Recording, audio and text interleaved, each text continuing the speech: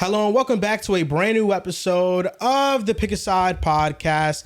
My name is Joel Moran and I'm here with River Brown, Andrew Velez, and Mr. Joe Dels. This is an episode 525, and in this episode we're going to talk about the biggest things happening in the NBA world and space. Last night, a great game with the Lakers and the Timberwolves. Austin Reeves continues to be incredible. DeAndre Ayton having a double-double. Seems like he's dominating? A double machine. It is dominating. His tweet was nuts. I just wish you stayed on this side, bro. Yo, it would be lit. After every game, we're just going to get different offseason grade, like A, F, A, F, A, F. It could have been you and me against the world. I just wish that they played well in the first game. Yo, but like, God forbid we had something that we rode for. You know what I mean? Like, together, as brothers. We had this. Yeah. And then you jumped off the ship after game one. Nah, it was quick. It was as quick as I've ever seen. So what would you grade the Lakers offseason after seeing? You tell me. It's an A+. Yeah, right. Dominating Jake LaRavia. It's a tragedy that Marcus Smart didn't play last night, but he's been an excellent addition to the squad. Who? Marcus Smart. What's funny? I'm failing to find what's funny. The way you laughed about Jake LaRavia too, I bet. He's had one good game. Like, he's legitimately... Defensively, he's had one great game every game. And what about dominating? Dominating's been great. That's the only way you can say it's been great. What do you mean? Marcus Smart? He hasn't played in 3 games. He's not played... Yeah. Oh, he's only played 1 game? He's played 2. I was going to say, we played 4. His impact feels like he's played 4. No. That's not what happened. No. He has locker room chemistry. They're playing hard out there. But I'll tell you what's A+. They played A+. Twice. That was delicious. What's A+ is the gift that keeps on giving, and that's Santos. Shout out to Santos, man. PICKAS number one fan. He sent out some new jerseys for us to rock. The first one here is for Mr. River Brown. This is a Josh Allen jersey. It's the white one, the ice. What do they call it? The winter soldier. You know, like that. Santos, I don't really even fuck with you for real, but I appreciate. What the hell? I appreciate. You don't mean that. Nah, I do. He likes to troll me all day. He trolls all of us. No, he really trolls me the most, and I'm starting to think it's targeting. But you know what? I'm gonna keep the comments to myself. You already didn't, but thank you. Those are very much out there, but I will say that jersey is elite. Sex. No, I want to call him something. That's why, I want to really call him. He's gonna keep the comments to himself. He's gonna keep the jersey on his hip. Yeah. No, shout out to, I wish he'd play a little bit better. You should be Josh Allen for Halloween. Yo, I called that down. Huh? I called that down. I can't even do that, brother. I need to cut my own, if I'm being honest. This shit kind of sexy. I'm nuts to cut my own. Me. Bro, you just tweeted you're a Lamar Jackson guy. You can't be both. No. I'm trying to break the mold. You can't. No, you can't. I'm trying to be a trailblazer to the football community. And you're a Tua fan? No. So what? No. First off, how many Tua fans are there? I can do whatever the hell I want. Like maybe 4. What does that It's mean? me, it's VBS, and Tua's family. True. That's probably more than 4, though. He's a big family. He's right. I'm guessing. Simone's. Yeah. He has a following. Tua, as he should. No, VBS. Oh, no, 100%. He does, for sure. I love VBS. His whole cult. I'm one of the few. Yeah. I love him. And then the next gift is for Drew. It's a Victor Wembanyama jersey. One generational player to the next, man. I love this fandom of mine. I deserve this. I deserve this a lot, if I'm being transparent. Did you get a jersey? Yeah, he gave me a Sam Darnold jersey. Nice. Mm-hmm. Sam Darnold jersey. I'm gonna be honest. That's Yuck. He's one of the most efficient quarterbacks in the NFL. I don't care. Victor Wembanyama. I told myself I would never have anything Spurs related, but you know what? It's a new day. It's a new day. There's no reason for me to hate on the Spurs. I'll go as far as say I love the Spurs. I'll go as far as say, damn it, I'm a fan. Wow. Talk. Spurs It's not Nation. just Wemby, it's Spurs. Talk. Dylan Harper, I've been here. Talk. That was my number 1 player in the class. Bold take. I don't know. We'll see. Love my Spurs. We're here. We're Stephon Castle fans over here. Nothing wrong with that. Really going out on limbs here. Hey, some people said that Alfred Şengün, we were in Alpi convos. We were in Chet Holmgren convos. I wonder who said that. Now we're in the best in the world convos. Man, leveled That's up. how we move. Man, leveled up. That's how we move over here. That was crazy. Sheesh. Crazy hot take. Who was putting those conversations together? Who was talking about chat and shit? Like, who was doing I that? don't know. People were calling me names. I was getting called names, and now it's hot take. Oh my God. It's really rude of them. They should apologize to you. They should. Yeah. Yeah, They no, should. you deserve it for, nobody was scouting Wemby like you. Nobody one was saw in the it coming. trenches. Nobody saw it coming, man. It was a surprise to all of You us. saw it before everybody. Love him, man. But this episode, Hey, we're we going to saw him talk first. about. Okay, we were did. there. Sneaky. First And it summer was league a game. horrendous we game. We were in France though. We weren't. We weren't watching the Metropolitan. What is it? 92s. Hell no. They were ass cheeks. I will say, I say it all the time. That Metropolitan versus For sure. Scooting them. what a game! One of the greatest highlight tapes you can go and watch. One guy's lived up to the hype. If you go back, Scoots if you he'll go be back back soon. that day and you watch the game and you just from that day like Scoot's gonna be better than Wemby. Nobody's looking at you crazy. That- Like, that just from tape that alone, day, bro. nobody's looking at you crazy. Like Wemby okay, was getting his. Yeah, I but could see a Scoot world. was dead ass 1-on-1 against Wemby. he just and looked getting like he just his. looked better. Like from the eye test you watched the game, it just looked like it was Scoot's world. It was incredible. Had a mighty fall I miss it. I'll always root for him. for sure. I'll always root for He'll him. get back soon.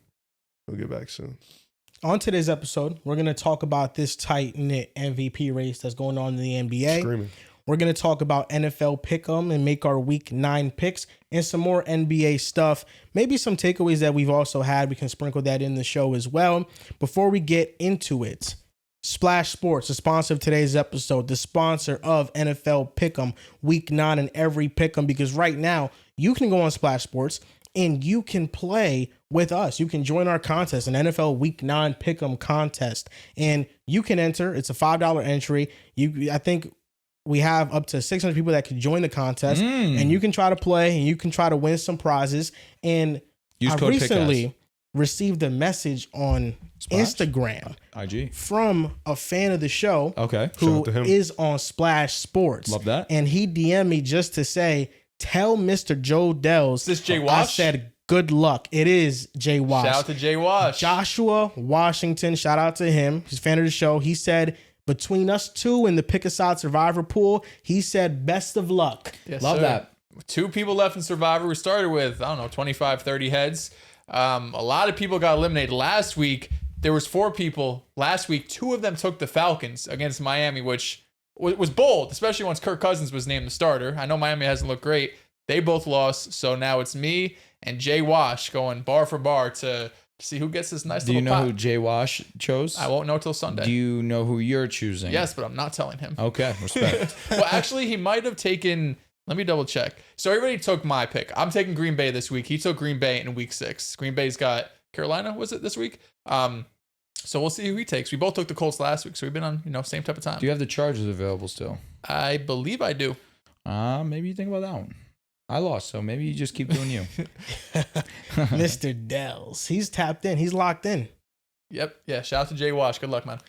Good luck to you too, Mr. Dells, representing Pick-A-Side, the ambassador Hold of it the down. contest. And we're going to have all of these contests on Splash Sports throughout the year. All Right now, season long. we currently have an NBA 20-point streak contest going on. I'm already eliminated because I Damn. forgot to set a player. Lock in, man. That's what happens with the NBA. Something's happening every day. You got to be on it every day. It's true. And it's my own fault. But next time we start up a contest, I'll be able to play again and you guys can join. But the link is in the description if you guys want to join our NFL Week 9 Pick'em contest, or if you want to use Splash Sports and use the quick picks feature, because for Thursday Night Football, I have a couple quick picks in. I got Derrick Henry and Devon Achane Moore, both of them. I'm loving the running Rushing backs yards? in this matchup, rushing plus receiving yards. Okay. Yo, very quietly, Miami's rush defense was incredible against Bijan. I'm a little skeptical for Derek, but with Lamar back, the run game should look amazing. So make sure you guys go support Splash Sports to support the podcast. Use code PICKAS. Yes, Yes, sir. PICKAS. PICKAS. And now let's get into the first NBA topic of the show. And this is this tight-knit MVP race where it feels like there's 5 players that can realistically win MVP. Now, I'll pass it over to you, Riv. Why? Do you think this is It's your job. going to go down as the closest MVP race in NBA history? What is the closest MVP Yeah, race? that's a tough ass question. Embiid Jokic. Is it like Right, by MJ votes? MJ Malone in 97 Okay, 98? or 98, something Or like that. which one? The one that MJ lost? I think that was so the one that MJ 97. lost, yeah. 2017, Harden, Russ, and Kawhi. 2008, Kobe, LeBron, 15, Chris Paul, Steph and and Wade. Harden was pretty close. There's been a couple close MVP races, but usually like with SGA and Jokic last year, it was really just between two. There's very few years in history where it feels like it's Multiple between players. 3 to 4 players, even 5 players. What's the 5 In players? 89-90, it was Magic. The Barkley, 5 players. Jordan, Yeah, tell me the 5 players. SGA, Malone and Jordan. Jokic, Mm-hmm. Giannis, Mm-hmm. Wemby. Mm-hmm. I don't have a 5th. Luka Doncic. Luka? I can hear it. Does Ant-Man name pop up in this? It's because he's injured. That's the Yeah. reason I haven't included him in this convo, because as of right now, he doesn't deserve to be. Right now. Luka, you're saying? Yeah, Or right now. Ant-Man? Yeah, no. Yeah. Ant-Man as well. I think Ant-Man is more like the outside dark horse chance. He's like the Jason Tatum. He's just got to, I mean, he's missing 2 weeks, right? So Yeah. that's probably, like 8-ish to 10 games. He doesn't have a lot of leeway rest I'll of the be way. And Luka in his first 2 games averaged like 46, 12. No. He's on time. Yeah. Yeah, I'll be quite frank with you guys. Unless one of these teams rough off 55, 60 games, I don't know if it would be that close. You think SGA is running it back? Yes, in the sense of, OKC's going to probably win 60 plus again. So, like, you know, they're going to have like last year, what did they have? Like 13 more wins than the next opponent. Yeah. So they're going to have a ton of wins, you know, and winning does matter. You know, we looked it up. There hasn't been an MVP unless you do something historic like Westbrook or the Joker have a top 3. They have to have like a top 3 seed at minimum. So I think, I told you can do that already. yeah, you told me the Spurs could do it. Denver obviously can be in that race. It's going to be interesting to see how it looks, because I do think it's going to be about seeding, because I think both of these guys, like all these guys, are going to play at an all-time level. Like Luka does it, Wemby's going to do it, SGA is going to do it, the Joker's going to do it. The Joker just had like 3 straight triple-doubles. 4 Yeah. straight, and it still feels like offensively as a scorer, he's he hasn't lacking. even been there. So I think that's the scariest part. SGA has been in back-to-back overtime games, it feels like, and he's putting up some crazy numbers. What does that Wemby's say been about great. OKC? Yeah. Don't press the Wait, no Pacers. J-Dub? No J-Dub, and now Chet also is going to miss back-to-back games. And they still might win a ton of games. So I think, will it be close? I think so. It's gonna be really heavy for the winning, because I think all these guys are gonna play at similar levels. I don't disagree. I'm still going to ride my guy, Victor. I see the Spurs, and I feel like we're going to talk about them in a separate topic, so I won't go too deep. But Riv, you said it in some content before. They really haven't played anyone, and I don't disagree yet. They're the toughest game I would say right now was against the Mavericks, and the Mavericks don't look good. So you give credit to them handling who's been on the schedule. They are undefeated. Wemby has been unbelievable.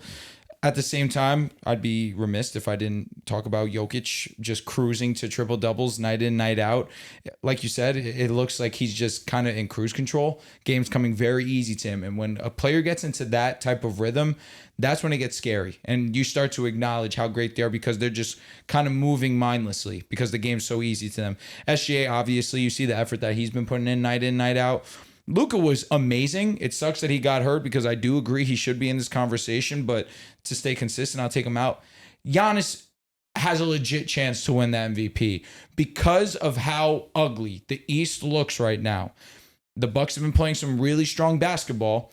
If the Bucks are a top 2 seed, I think that looks better for Giannis as opposed to the other side. I'll give him that acknowledgement. He's going to be the best player. He's doing something that a lot of people didn't have accomplishable coming into this season, finishing as a top 2 seed with the Knicks, with the Cavaliers. It's the first week. Anything can happen. Anything can change, especially when you look at the top teams in the East right now. Nevertheless, he's been playing perfect basketball. I still think Victor will do it. This is the best defensive player in the world by a lot. And on top of it, he's averaging 30. He's been amazing in his own right. Spurs haven't lost a game, but I think in the month of November, we start to see him with some real comp. The Lakers, the Rockets. That's the first week in November. So we'll start to get comfortable and really see where the Spurs are at. But it's going to be a great race. I agree. These are 5 legitimate, I don't want to go on a limb and say all-time players, because, again, we're only in year 3 of Wemby, but that's just kind of the trajectory of them. But 4 of them are. For sure. The fact 4 of that them are. you have Jokic, SGA, Giannis, Luka, Yeah. these are all-time players. That's what's going to happen when they're on the peak of their prime. Yeah, I mean, coming into the season, it felt like a 2-man race between Jokic and SGA just because of how great their teams are. But you guys aren't wrong. Like, we talk about, Ravi just mentioned how if you're not a top 2 or 3 seed, you need to do something historic. But all these guys are doing historic stuff. We're talking about Wemby averaging 30. He's going to be averaging, 5, 6 stocks at the end of the season. Yum. Giannis is putting up 36, 14, and 7 on 70% field goal percentage.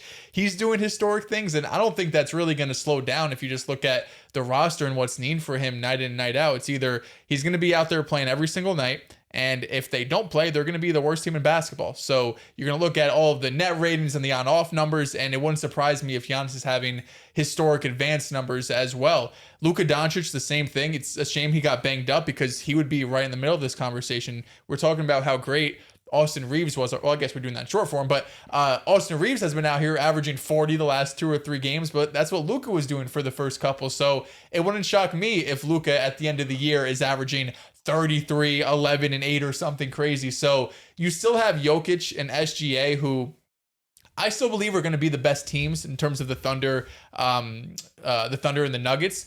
But all of these other teams too, like I don't think the Bucks are going to be whacked. Like that feels like a top 4, top 5 seed. The Spurs right now are undefeated. You talk about some of the competition they've played, but the Spurs had such different expectations, I think, for most of these other teams, where it's like, if you make the play-in, that's really solid, where all of a sudden they don't need to be a top 3 seed, I think, for Wemby to be in that conversation. If they're a top 6 seed, if they even get the 5 seed, I think you're looking at Wemby like he did more than enough to be able to get his team in position, especially when you look at, De'Aaron Fox being banged up at the beginning of the season. And, you have a rookie in Harper, a second-year player in Castle. So it's obviously Victor Wembanyama's show.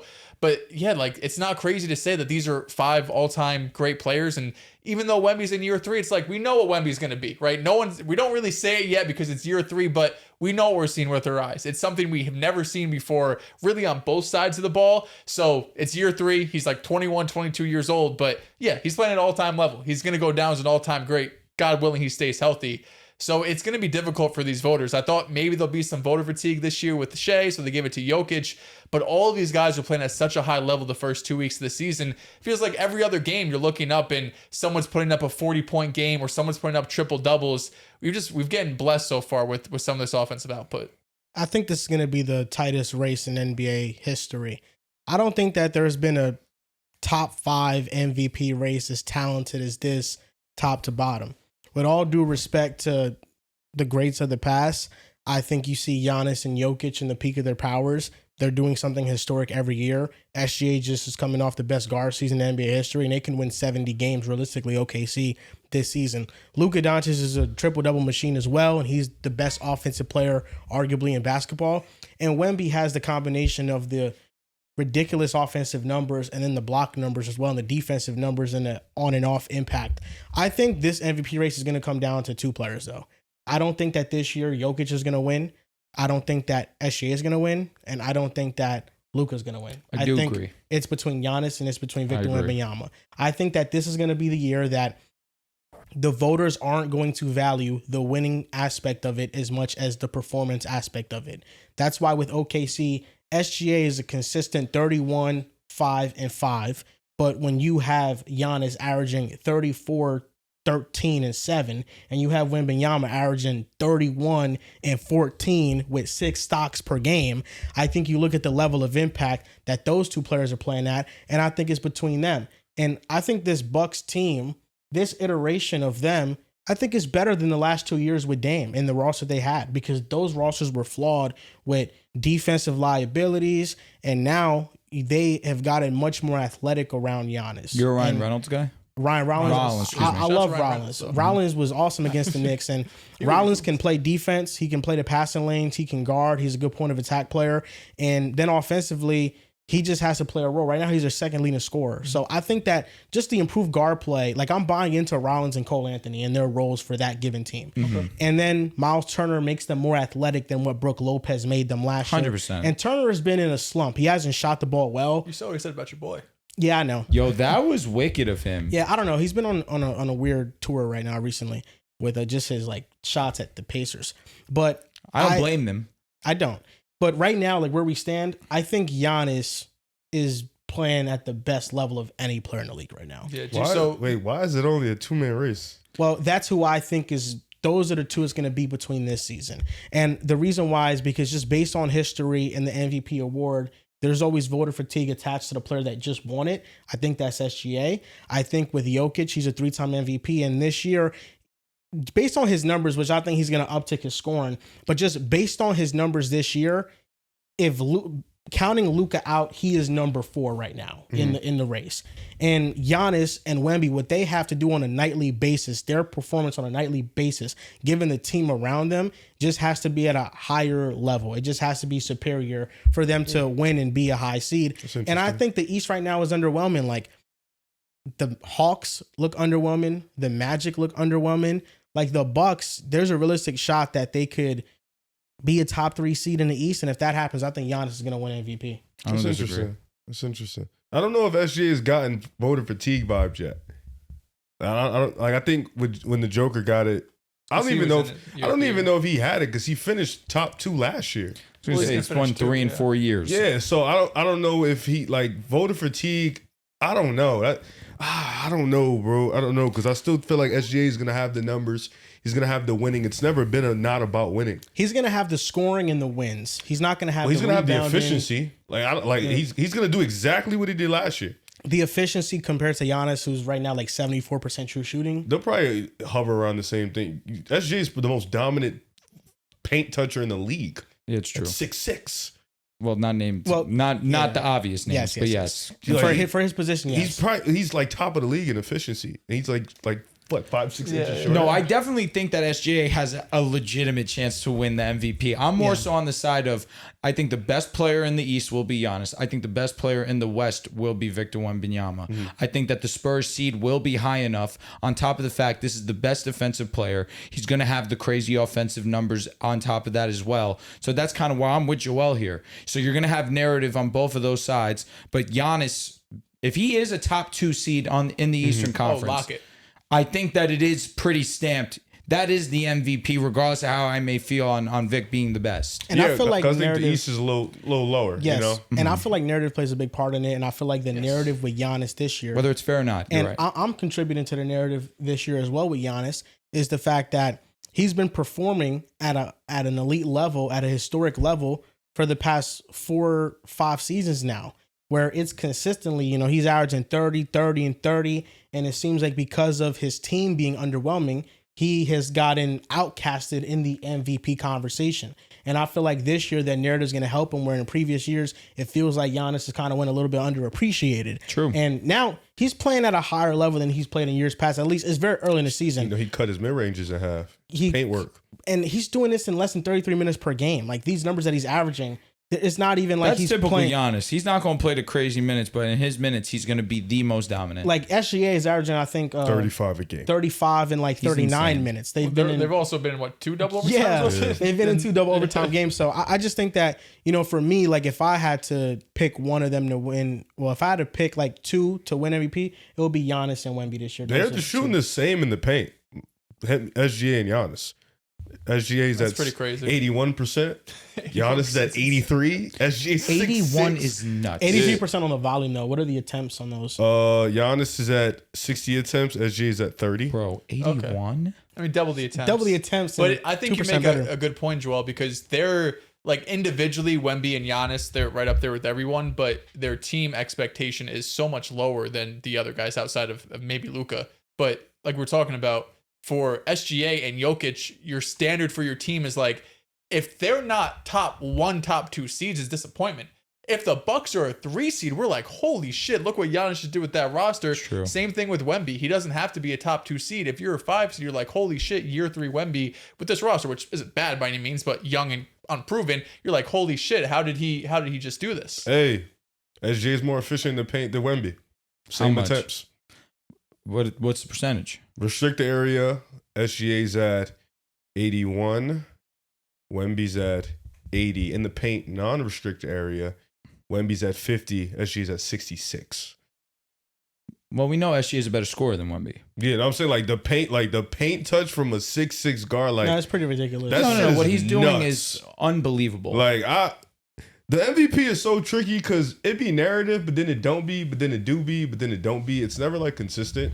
So like I don't know how they're gonna play it, but OKC being 5-0, no J-Dub, and now Chet's gonna be out for a little bit. It's gonna be tough. Like to outcast OKC, I think probably Giannis and the Bucks have the best chance because they'll be in the East. Like I feel like for a team in the West, you'll have to be comparable to OKC. I think that's gonna be tough. Like I think J-Dub should be back soon-ish. Yeah, and then you got AJ Mitchell playing like this. Like now they got another guy. Also like, prayers for Nikola Topic, bro. Yeah. Testicular cancer is crazy. Yeah. That was Hopefully nuts. they caught it soon, caught it early, and he gets the treatment he needs. Yeah. Yeah, I don't know, and I don't know how Luka gonna get in this shit. I don't know either, man. Well, no, I don't think that Luka gets in it because of the defense. That's really it. No, they got. I don't know how many wins they're gonna have. Bro, we're gonna win basketball games. I don't know how many you're gonna win though. Dude, we're 3-1. No, I'm with you. It's early. No, I'm sorry. 3-2. We played 5 games. 3-2. It's early. You know, because if you hover around the 5th seed, Losing to probably the not gonna get Blazers it. Put was up kind of crazy annoying, numbers. but Yeah. we beat the Wolves, one with AE, one without. We beat for the sure, Kings. for sure. I'm not saying like this terrible team or nothing like that. I just think OKC might. If OKC wins, You're saying in there could be a comparison 20 to win them. difference between the two. Yeah, that's what I'm saying. If it's a There's 21 not going to be difference. a 20-game difference. Even could last be year when they were 46 and dominating. 66. It was like a Okay. 15-game distance last year. I think. No, I mean, second place to Let me see. first place to second place was what? 11? Check right Which is now. still crazy. Don't get me wrong. 11's nuts. It's 20 is from first to They second. won No, I'm saying 67. from Lakers to Thunder. I know. We were in They third were a place last year. 14-game from difference from second seed last year. Damn. All right. So the 5th shut seed up. was the Clippers. That was 18 games. what were us, though? We were 3. You were 50. 15. Okay. Yeah, 18 games. Yep. No, respect. Wait, Yeah. 18? You had 50 wins last year. You were 3rd seed. So they had an 18-game difference on you. Oh, my God. Yeah, they won 68 games. That's what I'm saying. Like, bro, like OKC in terms of the regular Let me season, apologize. I Shit. slept. That's nuts. like they. This year they're getting everybody's best punch though. I'm not saying that they didn't last year, but this year mean, yeah. they've been They can still win in those multiple games. dog fights. That's a fact. Low-key, we can thank the Pacers for that. Not that the Pacers were slouches. I'm not trying to say that, but the Pacers went in there, gave them 7 amazing games, and we had the conversation that if Tyrese never got hurt, they could have win. beat them. Yeah. They also don't have J-Dub right now, so when he comes back, That's another thing. They're vulnerable. They've also been in dogfights and they just hit every clutch shot you can need and just Jay- get every stop they can need. And they're just like, yeah, we they win. just like when they played the Kings, they were down and they just clutched up, won yeah, the game. like, It let's was lock like, in. The like Kings. that shit is ridiculous. Oh my goodness. But they have the winning, you know what I mean? That winning DNA. Like if they have 70 wins, SG is averaging 35. They get MVP. 70. Yeah, MVP. I yeah. got nothing against that. Like it'd be hard to just unless Giannis is like 55 in the East, and it's like okay, Even still, probably close. yeah. So what do you guys think is Wemby's and the Spurs' ceiling this year? Regular season in the playoffs. They can finish top 6 seed. Give me a number. Their ceiling, Their ceiling. they are 4-0 right now. They have the toughest game has been the Mavericks opening day. I would say ceiling is 4 seed. 4 seed. So you would have Nuggets, Houston, OKC still. Yes. Okay, that feels right. I mean, there's Also, sneaky Warriors stay healthy. yeah, that's fair. That's very fair. It's hard to really figure it out because you're 4 games in and they're undefeated and you're like, holy shit, they're never gonna lose. And Wemby's looking so great that I think preseason we had them, or at least I had them around like the 7 or 8 seed. I still don't think their ceiling is that much higher. Like I still think probably like 5 or 6. I think eventually things will kind of find level. They'll drop a couple of games. And the playoffs too, Wemby's so great, but I don't know if they're winning the playoff series. Like if they're the 5 seed and the 4 names we just rattled off the top, the big 3, and then the Warriors there. I know it's all about matchups, but it's hard. I mean, all those teams are better. I don't know. They struggle with size. That's all I'm saying. Yeah, they do. Niggas 7-6, bro. I don't know. But you guys, it's not like you guys have ever been a big team. You know what I mean? That's a fact. We never. But you guys have struggled with the big teams. That's why the Rockets won it was a tough competition when they went Steven Adams and Şengün. It's just they didn't have a guy that could actually. got I Horford now, though. don't hate it. Horford's not a bad ad. I don't hate it. I think big though. no, yeah, 6'10". As a perimeter player more than a body. he's on down minutes low. restrictions right now. He's I like don't- 20 minutes a game. Yeah, I think their ceiling it differs because I think regular season is gonna determine their playoff ceiling because I think in the regular season you think all right your ceiling's probably like a top 6 seed or what like that, but if they finish the season like a 4th seed, then your ceiling becomes totally different. Now you're thinking like all right they could probably win a playoff game, maybe 2 playoff games, stuff like that. Like so ceiling really all depends on where they end. I would say playoff like regular season probably a top 6 seed. That's what I would say their ceiling because if they do play like a team like the Rockets, there's not much experience there where you're like, oh shit, the Spurs can't beat them. You know what I'm saying? Like you're thinking like, all right, it's a good matchup. You take the Rockets, but wouldn't be a long shot if the Spurs beat them. Even for Golden State, I'll take Golden State, but it wouldn't be a long shot. Lakers, I'd take the Lakers maybe, but it wouldn't be a long shot. You know, so it's like outside of OKC, maybe Denver, like everything feels like up in the air. I respect that because you look at their first, because October, like I mentioned, they really didn't play. They play the Heat this upcoming night. They play tonight. That should be a good game. Nevertheless, the first week of November, they have the Suns, the Lakers, the Rockets, the Pelicans, who have won 0 games. But they've been competitive suck. in these games. Yeah, no, I can't say you can't defend a winless team. Suck. You can't defend a winless team. That being said, Lakers and Rockets next Who's week. playing on the Lakers? I think Luka can play next week. He should, yeah. Yeah. What do you think, Joel? What's their ceiling? I think the West, I'm kind of, as the season has started, I'm kind of falling off on a couple teams. I'm out on Dallas. Yeah. They're horrid. I mean, we came in with that same belief. If they're not healthy, they're horrid. You know? I think they're terrible. They're dog shit. They're terrible. Their point guard is D'Lo. The point guard is Clippers- Cooper Flag. They're not. I don't know why they did that. The Clippers are just very old, and it just feels like night to night Bradley Beal. inconsistencies. He's hurt already, Yikes. you know. So Norman Powell's playing well on the Heat, and Yikes. Bradley Beal's hurt. Is Norman Powell going to drop a quote again? Like, Addition by addition by subtraction. Type. And then with the West, there's really only 3 teams that I'm viewing as contenders. That's OKC, that's the Nuggets, and that's Golden State. I don't think Houston is in that bracket. I think that the Spurs and the Rockets are in the same tier. You see the gravity that Şengün been moving with recently? You're not going to let Yeah. the Rockets figure it out? You're just No, gonna- I'll let them figure it out, but I'll also let the Spurs figure it out with De'Aaron Fox coming back. That's fair. That's And fair for sure. I think the Spurs can be as high as the 4th seed in the Western Conference if the Warriors run into an injury here or there. I think it's realistic. Why are you on the Rockets? I just think they don't have enough ball handling, and the shooting is still spotty. Fair. And Reed Shepherd, he's supposed to have a bigger role this year, and he does, and he's looked like Mid. a rookie year player is going to look the first time they get opportunity. But I can't help but look at Reed Shepherd in Houston and look at AJ Mitchell in OKC and be like, AJ's a much better player than him. He's older. Mm-hmm. I understand he's older, but he's also a 2nd round pick versus a top 3 pick. A little bit more seasoned. I think he was like a 2-3 year player. Like AJ Mitchell just moves better. He's smoother. He might just be better. He Ain't gets nothing wrong to with that. spots better. And Reed Shepherd, it's like, okay, things are kind of a struggle for him, and I'm going to let him grow through that. But the Rockets have a combination of just not enough ball handlers and playmaking, and then they don't have much spacing either. It sucks because you would hope that would be a man coming into the year. His ball handling is the one trait of his that's lagging behind.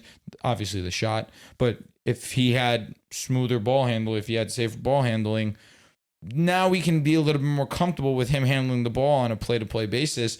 It's also the fact that, like you mentioned, Reed Shepherd, but I also think that's due to situation. There's mouths to feed in front of him, and that's fine. You have Kevin Durant, you have Şengün, you have Amen Thompson, Jabari, who had a great game last game against Toronto. And when DFS comes back, obviously that's just another guy that's going to get up attempts. Tari Eason's obviously a strong role player. But yeah, you look for after the 3 guys that I mentioned, maybe Jabari. For now, we slot in Reed Shepherd. It's tough in a situation where in years past with the Rockets, there were the young guys that were able to grow and kind of have the growing pains. But now you have Kevin Durant. You were a 2 seed last year. Now there's expectations. You have to come in and play great immediately after being a freshman, coming out as a freshman, and basically getting next to no burn your rookie season. Mm-hmm. So it's tough. I'm giving him some grace. I'm giving the whole Rockets team grace as of right now. But they've bounced back these last few games. They've lost to the Pistons. They've lost to OKC. I can live with that. Yeah. Like, I look at the San Antonio Spurs. Between those 2 teams, they have the best player. That's obvious. It's Victor Wembanyama. The Rockets have the 2nd best player in Kevin Durant. I think Şengün is better than Fox, but can an argument be made that Fox is like the 3rd best there? I think it can be. And then I think Devin Vassell is the best shooter between those 2 teams. Vassell has shot excellently this Outside year. of KD? Yeah, outside of KD, yes. But Vassell has been awesome as a role player, and I think that Wemby's newfound play style, where he's attacking the basket more, is creating more outside opportunities for his teammates. So, and just the guard play they have, I it's often used as a detriment for them. Oh, Dylan Harper, you're not letting him flourish, or you have Fox and you have Castle and stuff. But when you have guard play, that means that you have multiple players that can create. And for some reason with the Spurs, it's been being used as a negative. But I look at a team in Philadelphia, and why is Philadelphia so good? It's because they have Edgecombe, they have Maxey, they also have Quentin Grimes. They literally have 3 guards. They have McCain coming back. They have 4 guards when they're all healthy that can consistently create for others. And I feel like with the Spurs, with having Harper, Fox, and Castle, they're going to have 3 guards that can consistently pressure the rim, attack the basket, create for others. And I just think that's an inherent advantage for them. I don't hate this line of thinking. I meant that genuinely, and I say that because the kind of me. I've been hating on the idea of Fox coming back, trading for Fox. I didn't like it. I don't like it. I want Dylan Harper to be the guy that they look towards as the future lead guard of this team. I love what I saw from Stephon Castle end the season. The turnovers have been bad to start this year. That's an obvious truth. But this is a young team. Yes, I like where you're coming from, though. Because now you have De'Aaron Fox in there. Now there's more guard play. Now you can still play quick basketball if you want. You can still get out in transition. I don't dislike where you come from, especially when you compare it to what's going on in Philadelphia, because that's a team that's going to move with pace. Tyrese Maxey's strong trait is his speed, how fast he is. VJ Edgecombe, the way that he's just been able to score the basketball this quickly, I think it's taken us all aback. He's crazy. And we saw what Jared McCain was doing last year. We're talking about VJ Edgecombe and how great he's been scoring the basketball. And then, of course, we don't talk about Embiid and the minutes restriction that he's been on, but even still, you get any type of Embiid minutes. The last game he played, I didn't hate what I saw. I'm talking about on the other end. He looks awful. Yes, we know I don't want to see him play at 100 in October. I don't want to see him play at 100 in November. I want to see him tick it up in December, January. Let's start locking in. I would like for you, if you're going to play 80% offense, 80% defense. I agree as a competitor. As a guy who has seen Joel Embiid constantly break down, I disagree. I just think his knees are shot. That's what I think. It's bad. Yeah, I think it's just he's not jumping. He doesn't move well. Yeah, he doesn't. He like you see him running back. He's kind of like There's people that think that it's mental because he celebrated he celebrated a big shot and he jumped in the air. He did jump. And, he was good. It might just be like sometimes it hurts, sometimes it doesn't. I don't think that happens. I also think where it could be mental, it also could be intentional. The way that he falls to the ground intentionally because it's supposed to relieve tension on his knees. True. Yeah. I think. As for the playoff ceiling, though. The Sixers? No, you're saying the Spurs. I would love to see the Spurs and the Rockets in the series. Genuinely. That'd be fun. I pick the Spurs. I don't hate it. I would love to see it. I would love to see that defense versus that offense. It'd be really dope. Like you're not wrong at all. I think it'd be cool. I'll be torn. I don't mind the guard play. Would love for Castle to cut down on the turnovers for sure. I want to give both of these teams some time, some grace. Can the Spurs make the conference finals? Not this year. No, you're one to react. So you tell us. If the cookie crumbles the right way, they can't beat the Nuggets. What does the cookie crumble look like? The cookie crumble is the Nuggets and OKC on the other side. That's the cookie crumble in the right way. Yeah, that means one of them is not a top 3 seed. In that world, that means that the Spurs would have to beat one of the Warriors, the Lakers, or the Rockets. That's doable. It's just we're banking on but you're banking on the Nuggets or OKC just not being one of the best teams in the regular season. It's true. Whether that's an injury or that's just them falling off. Because, if they're healthy and one of them are in a top 3 or 4 seed, something probably is going wrong with them. Every all-time talent has been able to, even early in their career with the underwhelming roster, make the conference finals. I'm not saying that it is an expectation for Victor Wembanyama, but I'm saying that it can happen. Luka Doncic made the conference finals. He's the first one that came to my Mavericks. mind. LeBron James in 2007 made it all the way to the NBA finals. With this type of talent in their conference? Respect to LeBron. Very weak East. They faced the Pistons. That was the best team. What about the Wizards and the Nets? Yeah, but the Pistons were really good. They were a 51 team. That's a perfect. Wizards were mid? They won like 40. They had injuries that year. That's like a cookie crumbles like you play an 8th seed. Like, I think, let's say if the bracket is like the Spurs have to go through that's basically round. Memphis, and then you play a variation of like, I don't even know, like the Clippers, I guess. Like, I know it's difficult, but if the Spurs can avoid OKC and Denver, yes, of course they can. The first 2 rounds, of course they can. And Golden State. Why is Denver just this avoidance? So you think the Spurs could beat them in the playoffs? If they could beat us, they could beat them. That's how I feel. I think the Warriors are contenders. I don't think the Spurs could beat them in the playoffs. I think the Warriors have too much depth. I just don't know why Denver gets this grace. What, I mean, they have Do the Nikola Warriors have too Jokic. much They We have Steph Curry. okay, sure, Nikola Jokic is better. Yeah, but in the playoff setting, it's really a toss-up. What's the Warriors' depth? What's Kaminga Denver's now, AirPods. I don't disagree Al with that Horford. at all. You know what I'm saying? But Like, also Christian Brown, Peyton Watson, what the hell? Peyton Watson barely plays. Bruce Brown. True. So let me name the Warriors' depth real quick, because let me just name the rotation. Their players like that I see. Name the will play. squad. Yeah. Mhm. Curry, Of course. AirPods, Jimmy, Draymond, Kaminga, Al Horford, You want me to step in? There? Moses Moody, Yeah. QP. Quinn Post. Quinn Post, Buddy Hield. Buddy Hield. Buddy yeah. Hield is literally Tim Hardaway Jr. I'm not gonna lie. He's been doing his thing. Yeah, no trouble. Tim Hardaway's a Nugget. Yeah, that's what I'm saying. I Like got it. that's where I was the saying the counteract. comparison. Yeah, Still Moses got- Moody, Peyton Watson. So got I don't GP2 or no? disagree. I like Moses. Yeah, I wish he'd stop playing, but he plays. I like what I've seen from the rookie. He defends. It's kind of like the yeah, GP2. I like- I But think- like Quinn Post, Al Horford as the bigs on the team. The Joker as a big on defense. Wemby? That's what I'm saying. No, but I'm saying the Spurs. Well, Joker has to guard Wemby too. Oh, you're saying the Nuggets? Yeah, Okay. like I'm saying, if I'm Wemby, like, and I'm the Spurs, and I'm looking at Denver, and I'm looking at Golden State, and I'm like, well, they got Draymond and Horford down there defensively. They got the Joker defensively. Come and I'm playoff Wemby. time, I'm like, Yoke does turn it up a no, little offensively bit. for sure. No, but no, I'm I'm like, saying defensively. yeah, even though last year he wasn't Last the year wasn't greatest. great. Last year's true. He has his moments, but I'm thinking They like, if I'm, did take the Thunder yeah, 7 for sure, games. for sure. I'm just saying like, Well, I don't. Wemby- And Aaron Gordon looks the best he's ever Aaron looked. Gordon, he ain't gonna Jamal's he ain't looking gonna- the best he ain't he's gonna have ever 50. looked. He If ain't Wemby gonna is have going to go 50. toe to toe with those guys, He then ain't gonna like, have 50. That yeah, I shit think they killed can make me, the bro. conference finals. I agree, but then also Cam Johnson got banged up early already. But He like, can't guard. Yeah, I think the Spurs though They we're have banking on a spacing. lot of guys They do. that are unproven. You know what I mean? Like what's De'Aaron Fox looking like in a second round playoff series? What's Castle and Harper looking to like? be You know what I fair mean? to Fox, the one time he's been in the playoffs, He was elite. He was He elite. hooped. No, he hooped. Yeah. That was what 3 years ago. True. That was his. Was that his only? No, playoff that was appearance? 2023. 23, 23 years, my fault. 23. By the time 2026 comes around, that'll be No, 3 years. facts. But no, I mean, it's just like Wemby, I feel fine about. But I think when you're talking about the Thunder, the Warriors, I guess those are the teams you're talking Dylan about. Harper There's a looked lot of ready. experience that you could bank on. So this is on the top of my mind right now. So I just want to get your guys' answer to it. If you guys want to overreact too quickly or not, you can. If you don't have to, but based on the Nuggets and how Cam Johnson has played for them, I know he got hurt, but do you think that having Cam Johnson over Michael Porter Jr. is an upgrade still? Yes. Like, do you think Cam Johnson is a better basketball player than I think Michael Porter Jr.? he's a smarter basketball player.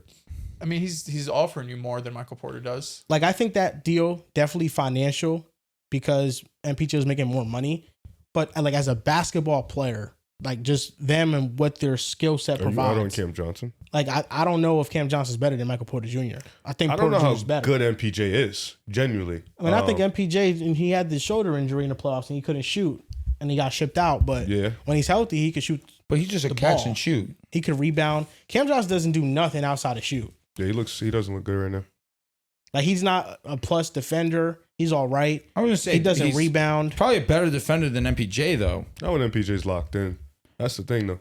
I think I'm gonna give him grace. I'm giving a lot of grace. I ain't even going for. It's a weekend. You Yeah, can I'm give gonna give a grace. shit ton of grace because I do think Cam Johnson.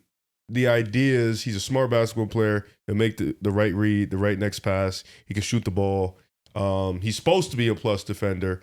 You know, definitely not a negative with Also, just MPJ. mindset wise too. Yeah, like like- you're going from the Nets who've been a joke to all of a sudden you have championship contention. You're playing with Jokic and every game is like, yeah, you should win. MPJ with a green light is looking solid. What is he doing Nets over are there in cooking right Brooklyn? now, right? If I look this shit up right now, and it's I don't know not what so- MPJ's and numbers it's are. not I know solid, the bro. Nets are winless. I know it. Let's see. I know they're winless for sure. MPJ is averaging 21, 6, and 3. He is averaging 41% from 3, 50% from the field. He's getting milked by this 130 point game. 60.7% true shooting. Yeah, he's had a 12-point game, 30-point game, 15-point game, 18-point game, 30-point game. So two 30-point games. MPJ, man. He's a hooper. He just wouldn't do this in Denver, but you wouldn't He actually had show stretches where he was looking like the man, though. Cap. Not over Jokic, of course, but I mean, he had a stretch, I think, where he averaged like 24 points per game. It was a couple years back, though. Define the man. What are you talking about? What does the uh, man what look do like you to you say? when I ask? He had a stretch before where he was averaging that many points. I really don't remember. It might have. It was a couple seasons ago for sure. He should get traded and go to a good team. You know, I think MPJ's contract is just a hindrance. You know who's benefited the most from MPJ leaving? Aaron Gordon. A lot. He's had one game. He just looks. Outside the one, I don't know. People always like, he's averaging 21. He would have 50 on us. Against You know y'all, what I'm yeah. saying? Like, the fuck? He That game did was fry nuts. 10 for 11. Bro, that shit don't even make sense. He's never done that in his life. Never. No, he's not a three-point he'll probably shooter. never do that again in his life. No, either. that not. shit is embarrassing, bro. Why? Listen, be happy But you have you know been in he's gonna fucking get hella October attempts. than May. You know what I mean? Like, Nah, bro, that shit pissed me off. And I'm like, yo, when is Of this course, gonna happen? I'm going to give Cam Johnson grace. I mean, it's early in the I don't know. It season. feels like you want to but overreact a little bit. I do think Porter Jr. just in a vacuum is a better basketball player than him. That's fair. His contract was nuts. I know. I think that's the major reason why they moved on from him, and they were able to secure depth, and Denver's depth looks much better now. One thing I will overreact to, though, and I don't feel bad about it at all, I'm ready to stamp on it. I'm ready to plant the flag on this, that the Grizzlies absolutely won the Desmond Bane trade. It's not just the picks they got from it, but if you tell me, I swear to God, if you tell me the Grizzlies in the offseason just traded Desmond Bane for Cedric Coward, I think they might have won the trade too. Cedric Coward, there has not been a bigger disparity in NBA history from going from Desmond Bane's wingspan to Cedric Coward's wingspan, and how Cedric Coward can defend. Cedric Coward can touch his knees. That's how big his arms are. Jesus. He can defend. He was playing good defense on Devin Booker last night. He's a good player. And they used one of those picks they got from the Bane trade to trade up for Coward. And Coward is looking like he's going to be one of the better players in his draft class. And if they were able to get a cost-efficient shooting guard that can defend better than Bane and has like the capabilities of becoming an offensive player that's similar to him, I think that trade in itself is valid. And then you get all the picks. Like the Grizzlies are going to have the Phoenix Suns first round pick this year. yeah, that's nuts. I'm excited. I mean, the fact that they got the Suns picks crazy. Oh, the Magic. Oh my God. AJ DeBonsa, come to Memphis, Oh man. my God. No, man. come to Boston. Did the bro. Magic No, bro. pull the Fuck. trigger too prematurely? Because we thought last year it was a KCP problem. Yeah. That's why his shooting's bad. He's not playing terrible right now. Right now, And the then- Magic can't defend. Like they have not been. Their stamp has been a Did great you defensive see that team. they're not running their offense even through their best players? No, they're not running it through Franz. Yeah, like Anthony Black is hooping tonight. 20 points, 8 for 13, about 3 for fucking 6 time. from 3. The real nerd. The player that has the highest percentage on-ball percentage on the Magic is Tyus Jones. yeah, they're running pick and rolls with players that are not Also, their star Jalen players. Suggs not been playing, so that's another guy that could help their defense out when he comes back. But you're not wrong. How do you feel about that, bro? Even the first game though. About the They Magic? played the Heat to About be him fair. saying like he's overreacting to the trade, bro. I don't hate it. Listen, you guys know I like Desmond Bane a lot. He's been struggling. He hasn't played his best brand of basketball. Poncaro has been disappointing. I have nothing. That nigga's been ass Licking his cheeks. chops. He's been ass cheeks. I think that's what bothers me. I think that's We what can bothers keep it me a about hundred. it is I don't know what you think about him. Do you think he's bad, overrated? Paulo? He's what definitely do overrated. you think? He thinks Franz is better. Paulo's Like, definitely if overrated. you think Franz Case is to the better, birthday lunch meat the other day. I can start Yeah, to live no, with he it. did. I can start to live with it. But I don't want you to treat Paulo like he's a piece of shit. It does No, feel I like mean, I think- you think he's not good. I think Paulo's a good Okay, it basketball feels player. like you think he's it's not not that good. I think he's extremely talented, but I think the conversations that Magic fans often put Paulo Banchero in, he can be Cade Cunningham, he can Number one be pick, you know? he can be a top 10 player in the world. That's something that I vehemently disagree with. Paulo Banchero, his player comp is oftentimes to Carmelo Anthony. I heard LeBron But for he, the longest. I mean, though. but Carmelo Anthony had a quick first step in his prime. He's athletic as hell, too. Paulo Banchero doesn't have that quick first step. He's more of a bully more ball. power, yeah. Paulo Banchero, to me, reminds me a lot of Julius Randle, which is not a bad thing. But from their play style perspective, it's a high volume of mid-range shots. It's their Right here, Tell me I'm I Julius drafted Randle. Julius Yeah, like, Randle, I'm number one fucked. overall. Julius- Fuck his job.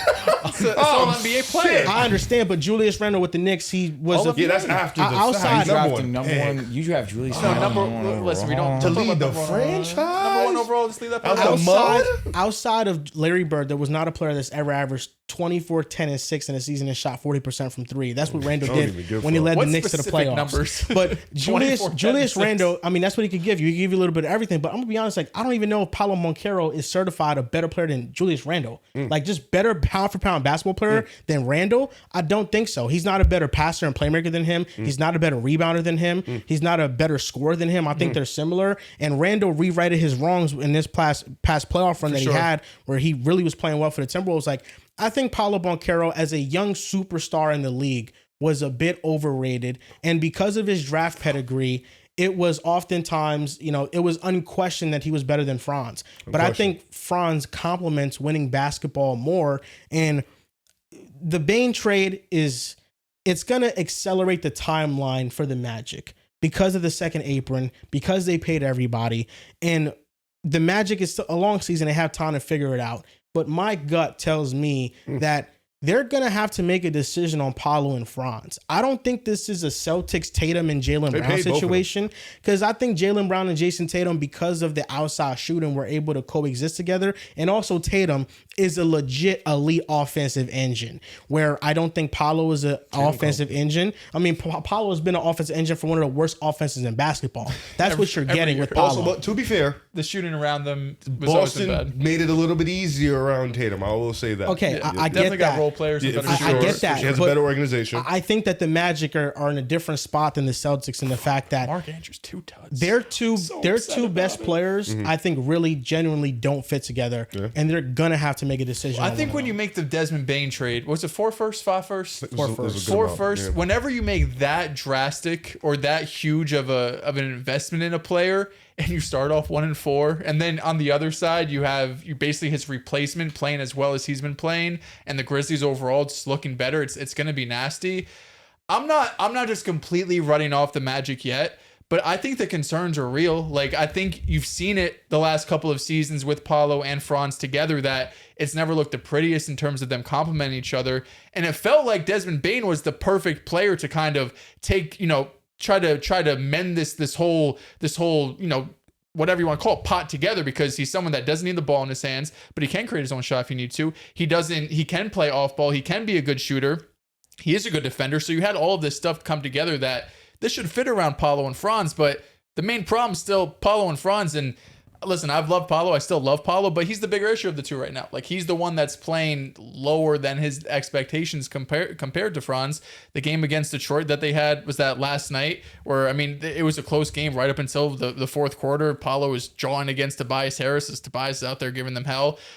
It was ugly, man. I mean, this is a team that you made the Desmond Bane trade and you're getting Jalen Suggs back, and maybe that just wasn't enough, right? And even in the Eastern Conference that doesn't look strong by any means, it still feels like the root of the problem is you have two guys that, like you said, you make the Tatum and Brown comps, but it feels kind of lazy. It feels like these are just two young wings who can do a lot on the basketball court. They can be on both sides of the ball and perform, but they don't have exactly the same skill sets because of the shooting that Boston had that Orlando doesn't right now.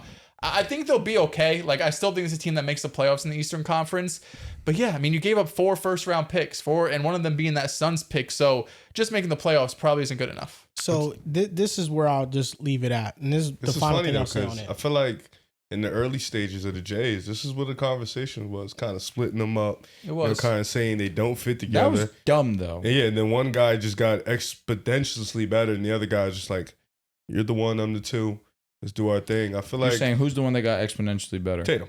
And the thing about him is that he was always supposed to be the guy with the draft pick that he was used on, and he was fair, better Jalen was too. like right behind No, him. they both were 3. Yeah, both they number both were 3, 3, yeah. but Tatum, he was the better one of the two in the conference finals run. Yeah. And he had Bubble. those moments where Well, he that's dunked the on thing. LeBron. Banchero's the better playoff performer. Short, small, very small. I don't know, man. Sample That size. 2022 Miami Heat series, Jalen was robbed. I'm just gonna say that. Are you saying when they went to the finals? Yes. Jalen, All they the were moments both great. before that, Jalen though, was robbed. like Game 6 against the Bucks. Agreed. Yeah, the second round team. was but much better. This is hilarious. this is That's nuts. so this is where I just feel like people like to throw away numbers. That's valid. I feel like it's a piece of the puzzle. It's a piece of the puzzle, and with young players that are in bad situations, the numbers can be muddy. But I shared with you guys. I shared you guys this in the chat. Paulo Banchero has never had a season with a positive net rating, I knew he was a gonna do positive this. on-off, above average 2-point percentage, above average 3-point percentage, above average free throw percentage, above average effective field goal percentage, above average true shooting percentage. If Franz numbers aren't everything. if Franz was a negative like Paulo the past couple of seasons, didn't have a positive net rating, didn't have a positive on and off, I can attribute the situation To the team. to be the cause as to why it's Agree. the reason. Fair enough. But the fact that Paulo Banchero is the one that's clearly the negative in terms of net rating, clearly the negative in on-off, and Franz is a positive clearly in both of those regards, I don't think it's nothing. And this year, through the games that the Magic have played, Paulo Banchero's usage is the highest in the fourth quarter. And their offensive rating is the lowest in the fourth quarter. Yeah, I saw that. And like all the numbers, everything points to this guy might be the negative on the team between the two stars and Franz and Paulo. And then you see like last year, the Magic went on a win streak when Franz was the main guy and he was like bidding for an all-star. I just think that it's hard to win in the modern NBA when you don't have spacing. And if you can trade one of them and maybe the perception of Paulo's bigger around the league and you can get more for Paulo and you can build a Magic team around Franz with spacing and driving and kicking, that might be a team that is more viable to contend long-term than what they have currently. That's the move. I think it's going to come to one of them being traded at the end of the year. I mean, They're going to Rip trade said Franz before they trade They Paulo. paid both of them. Oh my God. Oh, and the flag. Yeah, I don't know. That's tough. I don't disagree because the thing with Boston was eventually they got to the conference finals and they went to the finals. So it's like, even though there was a lot of talk about splitting them up, on the court, they were succeeding, right? Like they had a couple years here and there, right? Like the year after the bubble, when Jaylen Brown gets banged up. But for the most part, they're consistently winning the playoffs and they're going deep into the playoffs. So it's easy for the front office to be like, no, we're fine. The Magic is different. You're not even going to have the first round. So the conversation will be louder. Now, in the Eastern Conference, Yeah, these niggas stink. we have Yo, did one of y'all boof it? What? Smells. Mm-mm. One of y'all fart, be honest. no. You would have known if I did. Be Yeah. honest. No, usually I do, but it'd be loud. Fair enough. Yeah. I'd have So- giggled after I farted. We have three teams in the Eastern Conference that are surprising people. It's the Sixers, it's the Bulls, and it's the Miami Heat. Sixers Of- surprising? The three. And yeah, undefeated start. They're playing really well. Maxey playing like a superstar. Of these three teams, Sixers. who is the biggest early season surprise in your opinion? Surprise? I mean, I think surprise is just Chicago because I think for Philly, you could have, even with Embiid being banged up, there's a world where you see like VJ and Maxey. Chicago, for I think everyone's like, yeah, this is a playing team. They're basically what Chicago has been. The Heat, I think, are in the same breath. I still think that the Bulls, out of all three of these teams, feel like the fakest. Like I don't believe in really what Chicago just long term is going to be in terms of like seeding wise and maybe in a playoff run. But I see what Miami's doing right now, and to a lesser extent, it feels similar to what the Pacers have been the last couple of seasons, where it's just kind of a different brand what the rest of the NBA is playing. And we have to see what happens when Tyler Hero comes back, because he's someone that, he can play some isolation ball. He's going to get more into the pick and roll game that Miami has kind of been going away from so far through this season. But they're playing so fast. They're playing so unselfish. You never really know who's going to score on possession by possession basis, that it feels a little Pacers-ish, that it's going to be something that teams aren't used to. And then for Philly, it's just the backcourt. Like the fact that Maxey and VJ look like one of the most, if not the most electric backcourt in basketball already is so impressive, considering the fact that Paul George hasn't played and Joel Embiid has looked kind of like a shell of himself so far. So I think it's super impressive what those young guys are doing. And Chicago, I think they deserve their flowers, right? Matas is playing super well. Vooch has been playing well, but I still just don't really believe in like the top and down of the team. In the East, that feels like they can keep it up. I think the Bulls would be the ones I'm most surprised about, just because I thought, Easily. I thought the Heat would be a solid team, definitely. Just the way that their role players have been playing, though, that's probably the thing I'm the most surprised about. Like, Jaime Jaquez looks like he's, great. been amazing this year. Larson's contributed. You got Wiggins, you got Bam, Jovic and stuff like that. Like they don't have a star, but they have Bam? Well, he's like all-star caliber type, like a legit superstar. They carried his Fair team. enough. But they have a foundation of role players. They have one of the best coaches in basketball, and they've been playing really well. Chicago, they play well. They play solid, fundamental basketball. I like the way they move the ball. Nothing really sticks with them. Giddey's been great. Buzelis has been great. I think that's leaving? No. Okay. I've left, and they've been great. Like, why would I regret it? This is a You've also been gone for 5 years. Yeah, so, that is true. But this is a mutual thing. As for Philly, man, they just keep finding guards. I don't know how they do it. it feels like guard whisper over You there. get the number 3 overall pick. You got Yeah, a like better chance to get one. this shit is legit. McCain will be back soon. Paul George will be back soon, so they'll get reinforcements. I thought with Philly, it would be Embiid being a little bit more healthy, but it's been the ascension of Tyrese Maxey elevating his game. It's been VJ Edgecombe. It's been Adam Boner off the bench as a rim protector at the 5, who's been huge for them. It's been that type of stuff. So Oubre's been hooping too. facts. Like, it's just Philly. It's early, of course, but Philly's looked really great, and I think they can keep this up because for the most part, Philly's not a bottom dweller. You know, when their guys do play, they've been relatively a good playoff team. For Chicago, I'm interested to see how they keep it up because Kobe White will be back soon. So exciting to see how they look. If they make the playoffs, it'd be funny. Are they could the be next Washington Wizards of a few years ago? Remember when the Wizards started off incredibly hot and they were like number 1 seed for like a good month? We'll see because Utah looks good and they're back at doing what they're doing. That's true. I think it'll hit like January. We'll start to see them benched. We'll see for sure. Collier coming back soon too, which I'm excited about. Working back from a hamstring. Least surprising, Miami Heat, because they're the best coached team in the NBA. That is why it is least surprising to me because I always expect Eric Spoelstra, regardless of who's on the court, to get the best out of his players. That's the best coach in the league for a reason. Most surprising is obvious. It's the Chicago Bulls because we thought that they would be a middle of the pack team. You can respect what they did towards the end of last season, the way that Josh Giddey was playing basketball. You had an inclination that it was something that was sustainable the way he was playing. Maybe not his jump shooting, but the way that he was playing, making the way that he was being aggressive, asserting himself. They've been playing great team basketball. I think why it's also surprising is because this is a team that sold all their pieces and they're supposed to be a team that's tanking and they're 4-0. It feels like the most Chicago thing ever. It'll come back down to earth. I do believe that. But for the Sixers, it's not that surprising. I think it's surprising the way that it's happened, which I can hear. You thought that Joel Embiid playing in the preseason, he looked incredible, that he would come in regular season, he would be himself, him and Maxey working off one another like we've seen in the past. I get that. But what we've seen is Maxey being great, VJ Edgecombe being the best rookie in basketball. We're seeing Oubre be back to 2 years ago, Kelly Oubre, because I thought he was great for them the year that they made the playoffs and lost to the Knicks in the first round. He's back. He's been playing great. You mentioned Desmond Bane. He's been great as well.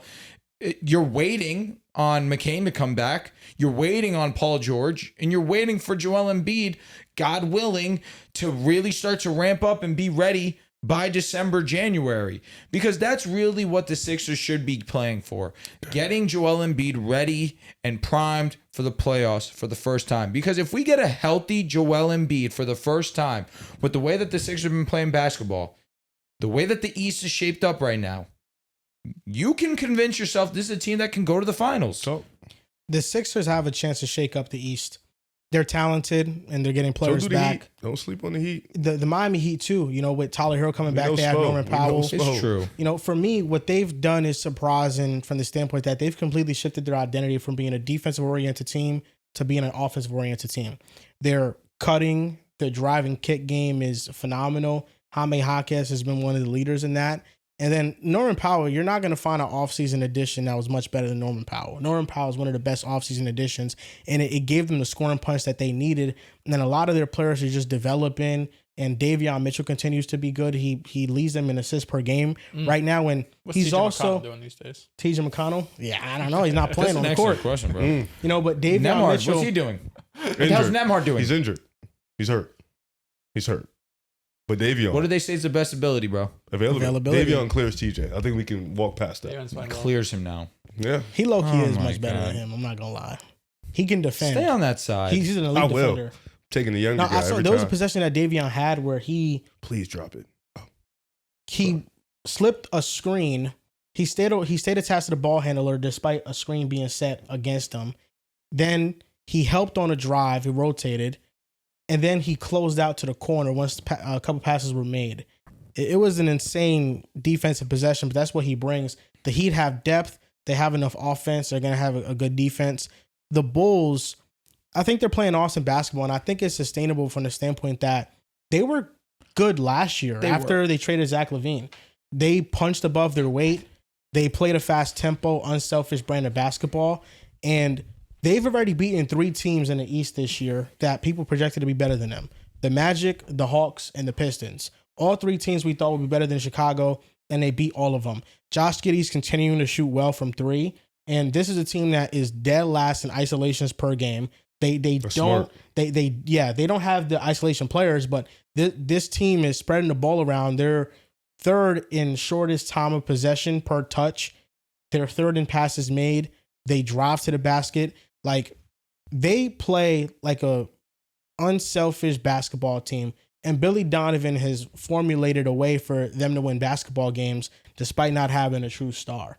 So I think that's a good sign for them. And Mataz Buzelis, if you're not going to get a high draft pick in the draft, you got to hope that one of these top prospects falls to you. Mm-hmm. And that's what happened with Mataz. You know, Mataz is going to go down as one of the best players in his draft class. And he's playing excellent for the Bulls, and he fits them. And their fast-paced style hides his weaknesses because he's not a great half-court player just yet offensively. If he didn't go to what's the name, he probably would have won one. If he didn't go to G League Ignite. Yeah, you know, he was supposed to be one. His jump shot was bad. Yeah, he was locked. He was like a top 3 pick, went there, and then everything fell off. But like the transition heavy cutting style long that they wingspan. run, that's what fits him. And you know, they have a lot of talent, and they have more shooting than they had last year. So I think the Bulls are going to be a playing team at the minimum. They're fun. I love the stat dead last in isolation. I love that because you know your strength. You know the fact that you don't have a ton of one-on-one creators. You know the fact that you play a brand of basketball that's good for you. It's fast, up-tempo, get a lot of shot-ups. You have guys like Kevin Huerter who can shoot the 3 ball. You have guys like Jalen Smith who, is athletic. Patrick Williams quietly has been playing really well for them, about time, I'd say. But, just a lot of fast, moving players that can just get out and go. And I like what they run. It's a fun brand of basketball. And, sometimes you're not going to be a contender. Question for you. What's your expectations for Paul George? 15 a night. Whoa. We can still get to 20. But we don't need 20. They don't know. I mean, is he the 4th option? Like, that's fine. Yeah. Save them knees. I would say 18, 6 and 4. Can he lock in defensively? Help side, yeah. Okay. As a team defender. He was a good team defender last year. I told you that. You slept on it. I mean, they were whack. I know they were pretty So trash. speaking about the Eastern Conference, Draymond Green said that He's so funny. he doesn't think that there's any team in the East that can compete at a championship level with the contending West teams. I wouldn't say that, but I don't think no team in the East can beat OKC. No. Do you think that there's any true legitimate championship contender in the Eastern Conference? The way that the Knicks Conference? play basketball defense, no. The way that the Cavaliers have looked so far, I'll still give them grace. I can respect the Cavaliers, but we've seen playoff Just Cavaliers. too unhealthy. Yeah. They fall off. If Giannis goes into one of those, Team not good enough. Yeah, it's hard. I mean, you're banking. I still think, even though we're talking about how great Giannis has and the Sixers and this, it still feels like a 2-man race in terms of teams that like can legitimately go to the finals. I think the Cavs, they're just banged up right now. You get some things sorted out. The Knicks, of course, you have a new coaching staff, even though the defensive liabilities are still going to be there. With that being said, I don't think Draymond's wrong. Like, Maybe the way he said it. I look at it's funny the way he said it because it's Draymond. But if one of you guys went up here and said nobody in the East can win the finals this year, I want to look at you crazy. Like, you just look at the talent in the West. I mean, how many teams are we going through in the Western Conference before we get to, okay, the Cavs and the Knicks can beat them? The OKC, no. Denver, no. The Warriors? A healthy going to say no, I don't think they can beat them. The Rockets?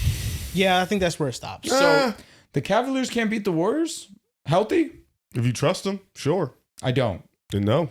They give us hell in the regular season. I will say that. Like if we're talking about a Golden State team that's in the finals healthy with Steph and Jimmy but if we got Butler, to the finals at that point, no. then you're healthy in your finals. Yeah, that means we didn't probably beat OKC or Denver, so I'd say no. Because you got to think, if you any team that gets to the finals is probably already beaten like juggernauts in the West, so you shouldn't be scared of anybody in the East, respectfully. Like maybe Philly, if they had a healthy Embiid, would Knicks give us versus trouble. you guys dog walk them? Oh my God, we put cat in hell. But what about Mitch?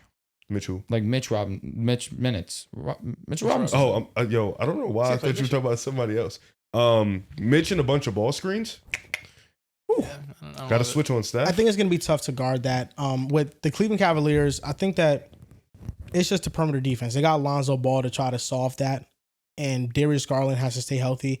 I think that with them, they have a combination of enough shot creation and elite interior defender and some valuable role players to where I see it more with them at their highest peak. With the Knicks, the bench moves that they've made weren't all that. Now, it's still early, but Jordan Clarkson is what he is, and Yabusele is already hurt, and he wasn't playing well when he was out there. I just think that the biggest hump the Knicks are going to have is how do Brunson and Cat fit? When you have two big defensive liabilities like that, how can you go and win a championship when your two best players are some of the worst defenders in basketball? I think that is the biggest hurdle to go through. And while Mike Brown's system still has to be implemented, they have to get used to it. It doesn't give me a vote of confidence that in the offseason, Cat said that he doesn't know where he fits in the offense. It doesn't give me a vote of confidence that, we want to play an unselfish brand of basketball. But when I look at the roster, there's only one shot creator at a high level. That's Brunson. Mikal, it doesn't matter how many reps OG and Mikal get on ball. They are what they are. They aren't offensive creators.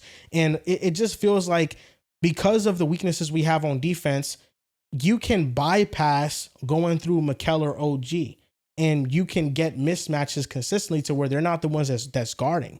So I think it's just hard to overcome that hurdle. And then it's the new coach syndrome. Like, is Mike Brown going to be an upgrade over Tom Thibodeau? Is he going to be a downgrade? We don't know yet. That's still to be determined. And I just think that it's just the defensive flaws. And I think offensively, they have to figure it out. I just think that when your two best players don't fit with each other, it's hard to overcome that. And I feel like with the 2010 Knicks, with Melo and Stoudemire, it was similar. Stoudemire got hurt, so that's a big reason why that happened. But they also didn't fit together. Melo and Stoudemire never fit together, and I feel like right now Brunson and Cat don't fit together. I see Knicks fans turning on Josh Hart now too.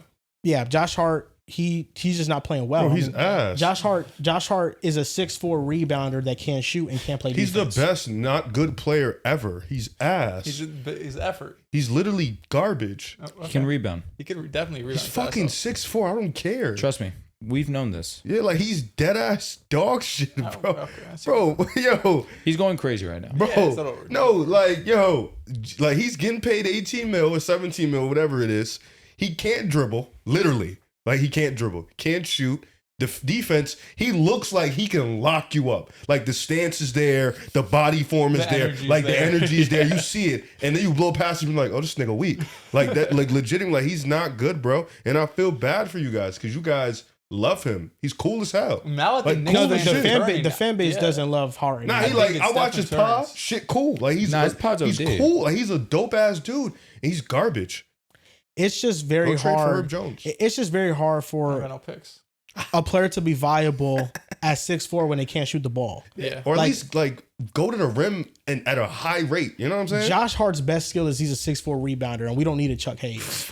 we need like a dude that can actually What a ball. defend. Chuck Hayes. Chuck Hayes. Yeah, bro. It's just that shit embarrassing, bro.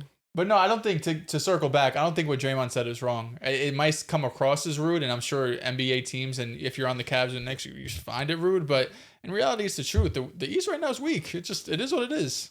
Yeah, and even with the Pacers and the Celtics being knocked out of the race, it doesn't feel like a team this year is really going to capitalize on that. Like even Where- if Boston was healthy give it up. and you're starting and you have Luka Garza really getting minutes every night and Kate like God, your front court is one of the Yo, funniest things Mino? I've seen. How do you pronounce his name? I know. That's Meanwhile- Yo, I Minot. want to say this. Minot, I want to say this to you too. I'm a man. I am a man that understands respect. And Kata? no, Oh. Jaylen Brown has been excellent this year. He's Thank hooping. you. As a scorer. Thank he has you. been a demon. He knows what he can do. Yes. And he's going out there and do it. Yeah. Now that Derek White nigga will talk. Give him time. But Give him Jaylen time. Brown has been OD this year. I mean, OD. Why'd y'all I don't get know blown why out it's yesterday? surprising. I didn't watch, so I couldn't Why? tell you. Why did we get blown Why out? would we be surprised about Jaylen Brown No, hooping? I thought like legitimately he'll just get tired. But he's been able to just up it up. Like as a bucket, he's been pure. We'll speak on that other nigga in 40 games though. If he's still acting like this. Yeah, I mean the efficiency's been I ugly. said I'll give him 40 games. All right. The efficiency's been ugly, but give him a little time. But no, Josh Minot, I think it's pronounced. Hugo Gonzalez has been dope for you guys. He started one game. I think the second He's game. guarding Cade well. Yeah, he gives a lot of energy. He's super young. He's like 19. For sure. But no, Josh has been excellent. He's been in the starting lineup, I think, the last 2 games, or maybe just the last game. But he's super young, versatile. He could defend. He's been hitting his shots. He could rebound. I think right now, obviously, Boston's looking for like who fits around Jason Tatum once he comes back, and he looks like one of the guys that could stick. You guys He's haven't athletic. been retweeting my last night b-ball thoughts. You want me to start retweeting them constantly? Not bad, bro. That's support. You don't retweet anyone. I give them a read. You don't say anything. You know what? Let me not say. You retweet my stuff. So I do. I got you. You All the definitely time. do. I retweet your stuff. Yeah, y'all fucked up, man. I like a majority of your tweets. Thank you, bro. You don't tweet anything important. Oh my God. That's rude. You really don't. Like I did like the Henry pick. I retweeted that for sure. When you posted Henry, I like that pick. But didn't you say that he deserves a better owner? You did No, I say would that, definitely piece of always shit. quote and say some mean We're not shit going on to their pretend like stuff. that was an amazing response. No, Yeah, he's a like- piece of shit. I always quote bad things, but I always retweet like it. I'm a great dog. Dad. You know what I'm about to do right now, which may be diabolical? What? I'm turning on your notifications. I ain't gonna lie, that's real brother. He's glazing you. He is. I'm gonna mute you. Just to even it out, I'm gonna mute you. He should glaze me, and I should glaze him back, and you should glaze me, and I should We glaze should you all back. glaze We each need other more in a hate in the circle. world. No, we don't. Not with us. Come on, man. It's been. I don't 100 even have years my of hate. normal notifications on. Yeah, you know. I don't have my normal notifications on either. Nah, You ever wondered like Just for River Brown. what do NBA players do in the off season? some stream, some workout. Like they What go you in, mean, like they go like Westbrook, right? Westbrook probably works hard as fuck. yeah, Why doesn't he can't why he can't shoot? I'm sure he takes 700 shots it's like a the day. Ben Simmons shit. In game, it's different, It dude. really is, and that shit's scary. Because every player in practice hitting 70% of bro, their like he threes. can go into a gym, probably hit 100 in a row. Yeah, for The sure. science of it, and then in think the game, so? it's like maybe I don't see it. 100 not in a- maybe not 100 in a but row, he's but probably- like he's probably shooting he's an probably insane hitting clip. like 65 to 70% of his threes in practice. Bro, Without a practice they doubt. don't miss. Bro, being in front of a crowd is That nuts. shit, yeah, that shit different, bro. Like They also say like the dimensions too, like you have like the background's different, like it's further bro. away. Like, 'cause I know he works on his game. Like you can't tell me Westbrook doesn't work on his game.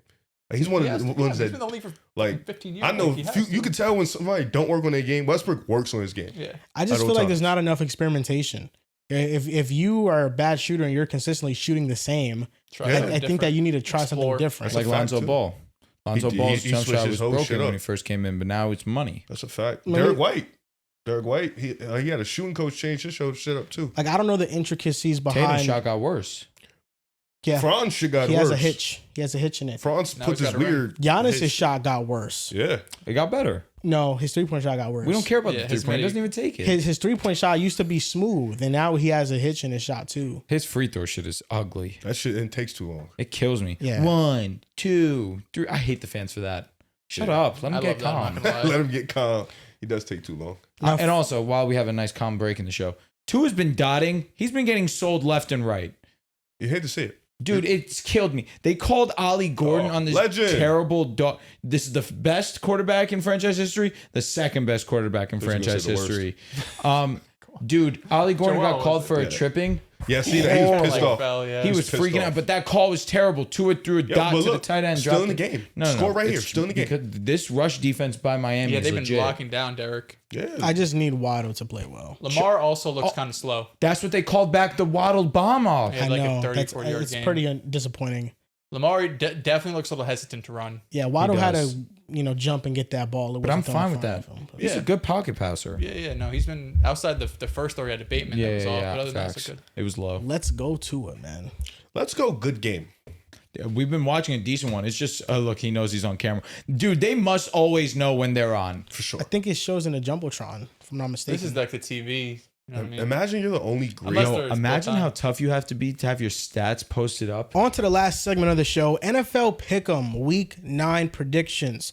Brought to you by Splash Sports. You can use code PICKAS PICKAS. and get a $50 deposit match. They also have a lot of bonuses for payouts. They have a lot of promotions consistently. You guys can use that. They have quick picks. They have Week 9 Pick'em contest. We have one that's being hosted right now. You guys can play along with us for this upcoming week. Now, first game, Ravens at the Dolphins. It's going on while we're recording. I had the Ravens. We all had the Ravens. We all took the Ravens. Yeah. Yes, sir. Big game. This game is closer. We're halftime right now. It's closer than I think we'd expect. Ravens feel like they're kind of doing their thing, but it's an 8-point game, 1.5. I wouldn't say I'm surprised with how close it is. Yeah. Defense for Baltimore is not good. True. Yeah, I mean, Baltimore has been able to, make some stops in the red zone, but Miami's been able to move the ball through the 20s. Another thing, the rush defense for Miami's, it's Locked picking up in. where it left off last week. That's another thing why I'm not surprised. This game was sneaky. It's just a matter of Lamar being better. Well, the spread is right on so far. 7.5. True. I would love to know how it feels to run out of the tunnel. Why you got a fake shiesty on? I would love how it feels to run out of a tunnel. I wouldn't know how Probably it be feels. amazing. Like Ray Lewis type? Like on some shit, like come out. Yeah. Like this my shit. Yeah. Let's turn up. You do it when you coach. AAU every Nah, that ain't my shit, bro. We lost by 40 on Sunday. Okay, next game up, the Falcons at Patriots. This is a bit tricky. The Falcons can beat the Bills, then lose to the Dolphins. And Michael Penix, Drake London, maybe they might play in this game. That will increase their chances. But the Patriots are red hot right now, 6-2. So how do you guys feel about this game? Their rush defense has also been incredible. And after Bijan just came off a stinker against Miami, I'm not anticipating to have this full comeback game, especially with how dominant the Patriots rush defense has been. We mentioned Milton Williams has been a dog. I'm going with the Patriots. I just can't get myself to pick the Falcons maybe rest of the season unless it's like the most obvious pick because of how hot and cold they are. Yeah, I mean, the Falcons week to week, you just, like you say, you don't know what you're going to get. The fact that they laid such an egg, even with Kirk Cousins, who, listen, I know he's a backup quarterback, but I think we probably would have said he's one of the more competent backup quarterbacks, For right? sure. And he looked just dreadful against Miami to the point where I'm like, he's probably not going to get another chance to start, right? If Kirk Cousins would have went out there last week and played well, you'd be like, oh, at the deadline, he has so much money, but like, does a team take a chance during the offseason? But now it's like, yeah, nah, you're a backup, but you're done, buddy. But I got New England this game. They look like, one of the best teams in football over the last month or so, really since that Steelers game. Drake May had a damn near perfect second half against Cleveland. We know how good their defense is. So I got the Patriots. Yeah, I also got the Patriots. I think just with the Falcons, you can't trust them on a week-by-week basis. They're like one of the most inconsistent teams in football. They show you their potential in 1 week, and then they drop a ball. Like they played the Carolina Panthers, and they didn't score a single 30-0. point. Yeah, it was a 30-0 outing. So this team has the talent, but they haven't been able to consistently put it together. I think New England just been a hotter team. One thing about the Patriots that you can trust every week is that Drake May is going to play at a high level. He has 7 straight games of a 100-plus passer rating. He is completing 75% of his passes, which is absurd given the degree of difficulty of some of his passes. There's definitely a lot of things in there that Josh McDaniels makes easy, gets him into a rhythm, but then Drake May is also going above and beyond and making some extraordinary throws down the field every single week. So I'm going with the Patriots here. I can just trust them more, but I wouldn't be shocked. The Falcons are just that hot and cold. Bears at the Bengals. My least favorite pick of the week, I'm going with Chicago. Yeah, it relies heavily on Flacco playing. He's day-to-day right now, missed practice Wednesday, practice Thursday. It's a shoulder injury, so it's something that it wouldn't surprise me if he plays on Sunday, but then you take one hit on that shoulder, Joe Flacco, he could be, all of a sudden Jake Brown's in the game, and I have no faith at all. So with that said, I'll take the Bears here. Both these teams are coming off pretty bad losses, right? Chicago, I know they weren't favored against the Ravens, but once it was Tyler Huntley, you're like, Chicago should get this done. They've been looking good. Then Cincinnati's coming off a loss to the Jets, who were winless, obviously, up until that point. But I think Chicago bounces back here. Caleb Williams should have a good game. Like, this Bengals defense is terrible. Justin Fields just lit him up. Every offense lights up the Bengals defense. So if you're telling me Caleb Williams is going to have time, he can be accurate because he won't have pressure, I like the Bears' chances. This Cincinnati offense can move the ball, especially with Joe Flacco. They got Teagans, they got Jamar Chase. Joe Flacco has a bad shoulder, and he's an old man. But I'm still taking the Bengals. I don't trust the Chicago Bears defense. Last week they played without corners, if I'm not mistaken. And they've been an injury-riddled team. Defensively, you don't know what you're getting in that offense. Caleb is also another guy that hasn't been looking as great as you want him to be. So I think I'll take the Bengals for the upset if it is one. They can create pressure, the Bears. They have a vulnerable secondary, so I think Jamar Chase and T. Higgins should have big days. I think this overall is going to be an offensive-oriented game because the Bengals also defensively are lackluster. Trey Hendrickson is injured right now, and I don't know if he's going to play. And then Shamar Stewart has been one of the biggest busts so far early in the season. Like, he has contributed nothing to their football team. So, I saw some stat. Jamar Chase has more tackles than Shamar Stewart. my Oh goodness. goodness. I think Jamar's like one tackle. I Yeah. think it was another one that said Shamar Stewart. I think another player on the Bengals have like 0 QB hits combined. Yeah, it's unfortunate. also Like hilarious that their Jamar has their pass rush tackles. is historically bad without Trey Henderson. Like historically bad. They don't create any pressure at all. I think that this should be a big game for DeAndre Swift and Kyle Monangai. They should establish the run. I think Caleb will play really well in this one. And the corner, I like the Bengals corner, DJ Turner. He's the one that's really flashed this year for me. But overall, it's an underwhelming unit. And I'm going with the Chicago Bears here. Broncos at the Texans. Definitely nervous for this game. I'm going to take my Broncos. I think we're going to be better at the line of scrimmage because of how poor Houston's offensive line is. I think that'll be the difference in this game. I'm going to take my guys to win this one. The Texans are another weird team too. They're I know so weird, they were man. great against the Ravens, who at the time and maybe still aren't a great defense. And then who'd they play in between? Because you had the Seattle. 49ers. Seattle, who's a great It defense. was a They struggle. struggled. They could have won Then that one. Last week, I mean, they dominated the 49ers, who I Yeah. know are banged up too. But listen, anytime the Houston Texans are moving the ball offensively, they're a scary team because of how good that defense can be. With that being said, though, I still trust Denver's offense on a down-to-down basis more consistently. It's huge, though, that Houston's getting Nico Collins back and PS2 is going to be out for this game. So that's a big advantage in Houston's favor. And I mean, shit, it's been a while since we've seen this Broncos defense without PS2. So who knows if it's still living up to that like elite top-end defense. Riley Moss. Riley Moss solid. He ain't PS2, though. But I got the Broncos. Yeah, yo, that shit hurt. That PS2 news broke me. That's my dog. Me too. There was this stat that they posted, like if every one score game was flipped, Jets would be like 5-3. we're not talking about that. Okay. But Houston would be 6-0. Like that's how close their games have been. They've been in every fight for the most part. Denver, they're just so much better in the trenches. I mean, offensive line, Denver clears. I think defensive line for Houston is great, but I think that that offensive line for Denver is really good. And then the defensive pressure that the Denver Broncos line can cause with the Texans offensive line could be hell. You know, it would be much better if PS2 was playing because then you could really just bottle up this offense. But like Dels mentioned, this offense has shown a little bit of life over the past couple weeks. Is giving you some hope. Just taking them because they have CJ Stroud. Nothing more, nothing less. This, I think, is a potential trap game for Denver. There we go. They're hot right now, and the Texans are an elite defense. But the Texans' fault, and it's going to be the case all year long, is that as long as they're going up against a competent defensive line, they're not going to be able to move the ball. They played well against the 49ers because the Niners are 32nd in pass rush win rate. They cannot generate any pressure whatsoever, and they had even more injuries in that game. And they had extreme control of the clock. I mean, their time of possession numbers were just ridiculously great against San Fran.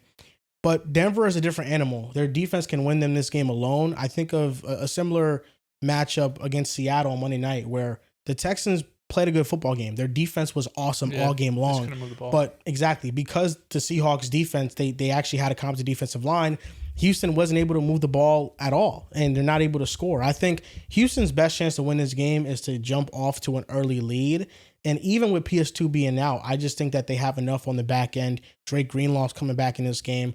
They have enough to win this game. They're a more complete football team. So I'm going with Denver. But Picked up Jonathan Cooper for IDP this week. Love it. Zach Bond's out. if the Texans play a good offensive football game, I will be shocked. I'll be shocked if they do it. But A good that's offensive, you said? a good offensive Yeah, football game. yeah. Yes, like That'd be the most shocking. in the world. even decent. Like I'm gonna be like even decent. If they string together two great offensive possessions where they score, I will be shocked because I just think that's a disparity in their You'd be surprised if they offensive scored line. more than 14 points. It's fucking nuts. This feels a little disrespectful. offensive points. 14 offensive points. Yes, I'd be shocked. I'd be shocked. 2 touchdowns. Whatever, like what the fuck? Broncos defense is great, and the Houston's offense looks so bad. They can get 14. If we just saw what the Broncos defense did to the Cowboys offense, and Yeah, that's a good point. Oh yeah, that's true. I mean, they still scored what 20 points? 17. Oh shit. Yeah. All right, we'll get to 10. Yeah, we'll get to 10. 49ers at the Giants. This is going to be my upset pick of the week. One of them. I'm going with the Giants here. They're at home. The 49ers are still hurt. Brock Purdy's not playing. Ricky Pearsall's not playing. I thought Mac was better. Ricky Pearsall's not playing. It's more so the defense. I mean, Bryce Huff is out. They're 32nd in pass rush win rate, like I just mentioned.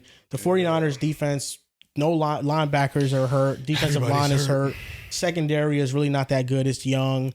And with the New York Giants, like, yeah, their offensive weapons have been underwhelming to surround Dart with. But against Denver's defense, they were able to move the ball. Against Philadelphia this past week, they were able to move the ball. Like, one thing about the Giants is that they're going to string together offensive possessions. And if you can allow that defensive line to just go get after it, I think that it gives them this win on Sunday.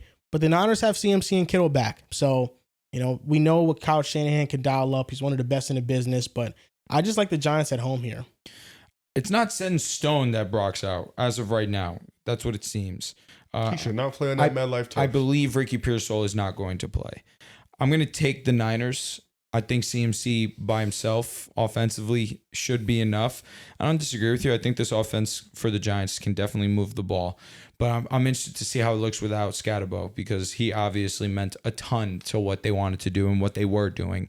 I'm going to take the Niners, though. Yeah, this is another tough game. I'm probably taking the Niners too.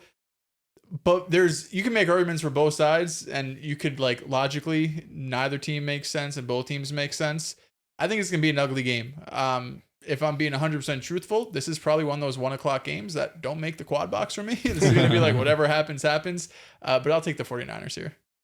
Colts at Steelers. Who are you picking? Niners. Okay. No thought, bro.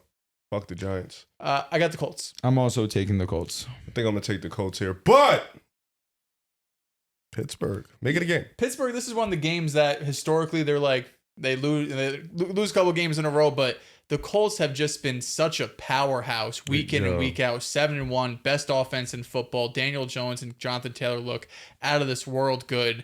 I just don't know how you pick against them right now. This shit is hard right now. This feels like one of those games where, like, the Steelers, after a loss, really back-to-back losses, they come out and they win against a team that nobody expects them to beat.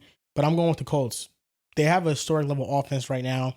And I think defensively, they're playing all right. I think that they're still very vulnerable in the secondary. And we saw Tennessee able to move the ball on them until, turnover started to gather up for them. But I think the Colts should win this off their offense alone. Panthers at Packers. I'm pretty easily going with the Packers here. Definitely taking the Pack. Bryce should be playing now. It looks like he's going to play. Yeah, that's big. I saw Andy Dalton said he's playing with a broken thumb. We're 1 week out. 1 week out to what? He sucked. Packers versus Eagles. That's next week? Mm-hmm. Oh, shit. It's about fucking time. I feel Off like the bye, though. Kind of tough. We've been waiting to play out for mad long, bro. I'm excited. Since the schedule dropped. Yeah, facts. Well, I guess since Steve became a Packers fan, so once Micah got traded. Oh, yeah. It made it so much. That's when it really started. He's finally back talking shit. It's felt like forever. He's finally back. I'm excited. I got the Packers, man. This is... don't lose this week. No way they lose, right? No. Come in with some momentum. We're going to be 6-1 after this week. And then you'll be 6-2 after next week. We'll see. Vikings at Lions. Clean sweep Lions, man. Yeah, definitely clean sweep. I don't know what we're getting from JJ. Yeah, I mean, I'm excited for this game just to see what JJ looks like, because we haven't seen him play really outside of 6-8 quarters. How was it? A game and a half did he play? But yeah, I mean, the Lions look great. I also need him to be good. You mentioned Jettas in the short form. For Jordan Addison, man. Yeah. Jordan Addison's been awesome. Carson Wentz loves Jordan Addison. He had a crush on him. He was amazing outperforming Justin Jefferson weekly. For a month. Yeah. We'll see. I'm going to go with the Lions. They're playing on a different level right now. Chargers at Titans. I'm going with the Chargers. Should be with the lock of the week. They're healthy. The offensive line's getting back. Titans are awful. Oronde Gadsden. There you go, Lamar. Finally taking off. Oronde Gadsden is contributing at a high level. He's down. He's looking like one of the best tight ends in football. I don't like how the Chargers, right? 3-0 start. Then they lost 2, and now they're 5-3. A chance to go 6-3 after what felt like a disaster. Question for you: the 4 weapons on the Chargers, 3 receivers and Gadsden. Rank how you would start them in fantasy. Like, they're just flexes, right? Like, obviously I know Gadsden's a tight end, but if you just had a flex spot, you had all 4 on your team, how would you rank them? Just the receivers, not with Gadsden. Okay. Like, you have a flex. No Vidal. No. Just the pass catchers. Ladd, Gadsden, Keenan, and Quinn Johnson. Okay. I agree. I think so. Wholeheartedly. I think so too. Yeah, I think Quinn Johnson's role is kind of taken away now. Jaguars at Raiders. I'm going with the upset here. Off the bye, both of them, but I think that the Raiders are going to be the healthier team coming in. Travis just picked up a questionable tag. BTJ coming in with a questionable tag. We haven't really seen the run game be as dominant as it was early in the season. I'll give them the leeway of competition kind of stiffening up a little bit these last couple of weeks before the bye. Nevertheless, you get Jacoby Myers back. Brock Bowers is back now. I think that the Raiders at home as well can get it done. I'm going to take Oakland. I'm gonna take the Jaguars. Oakland, Las Vegas, sorry. Crying at that. I'm gonna take the Jaguars, man. I just don't think the Raiders are a good football team. Their quarterback is abysmal. The Jaguars need to bounce back. I feel like they need I don't want to say a wake-up call, but they just need to get back on track. It feels like they've fallen off over the last couple of weeks, and they don't have that same energy that they once had after beating the Chiefs. And I think the Raiders is a good game to just get everything back on track. Yeah, for as high as Jags fans were after the Chiefs win, if they lose to the Raiders off the bye, the low is going to be just as low as that high was. I'm still taking the Jags. I look at the Raiders. I'm still like, I think this is like a bottom 5 team in football, right? The way Geno's playing. I know you have some weapons offensively that you're getting back, but I believe in this Jaguars defense still, and you're hoping after the bye that this offense can be more consistent for Jacksonville. What I'm most excited for, interested in, is what we see from Travis Hunter, because we saw at the last game in London, a lot of it did come in garbage time, to be fair, but Travis Hunter had by far his best game of his career. And the fact that BTJ is banged up and you've gotten some coach speak from Liam Cohen saying they're getting him more involved post-bye, it'd be exciting to see him play, because when he's getting opportunities, right, a lot of it has been annoying because it's been some short game stuff, but when he gets opportunities downfield, he looks electric. So hope to see more of that. I'm going with the Jaguars. I think post-bye, they're going to fix a lot of their wrinkles, their pre-snap stuff, where they were usually called for illegal formations. I think they'll get a lot of that stuff ironed out. And I just think they're a better football team. They have a solid offensive line. I think the run game's going to bounce back in this one. And I love Travis Hunter's increased involvement in the offense. And I think that's just going to continue to trend upwards. And the Raiders, their offensive line is just one of the worst in the league. And with Josh Hans-Allen and Trayvon Walker hopefully back in this game as well for the Jacksonville Jaguars, and Devin Lloyd coming back, which he was a DPOY candidate before he got hurt. I got the Jaguars. Saints at Rams. This should be a clean sweep. Ramley. Excited for Tyler Shuck? No. Oh, no. Getting benched for Rams. Tyler Show is crazy, bro. Second round pick. Second He's round. 30. You're dying on that hill. I respect He's it. older than me. He's 30. It's crazy. He's, what, 25? Nah, I think he's like 26, bro. Let me check. If I pay you 10 mil and you playing well and then you play bad, but I'm paying somebody else 20 mil and he hasn't played yet. The nigga 30, I mean, like, bro. He's 26. SHO. Let's see. Yeah. How old is he? He's 26. Brother's 26. 26. Just turned 26 like Bro, a month ago. He's your age, bro. Rookie year. He's young. I'm not old. Nah, he ain't young. You would be what? Well into your career. In the Yeah. NFL. Yeah. He just starting his shit. Go. Man, Tyler Shuck, man. We'll see. Chiefs at Bills.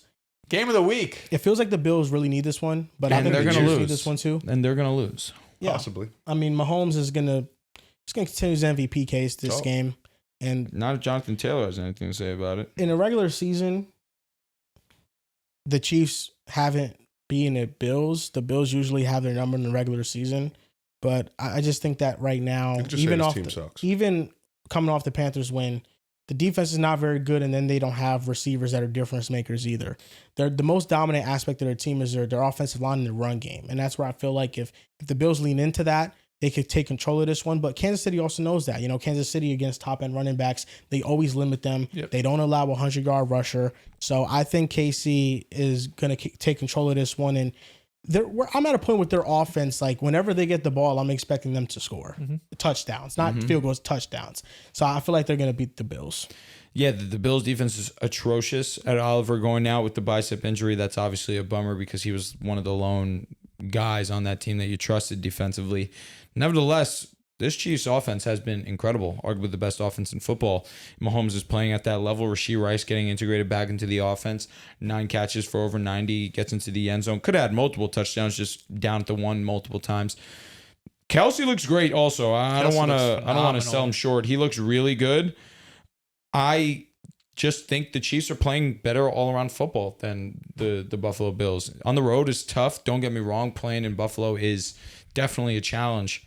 But KC's playing better. I'm going to go with KC. This is the best Chiefs offense we've seen since Tyreek Hill, right? I think having all of the weapons together obviously is a big help.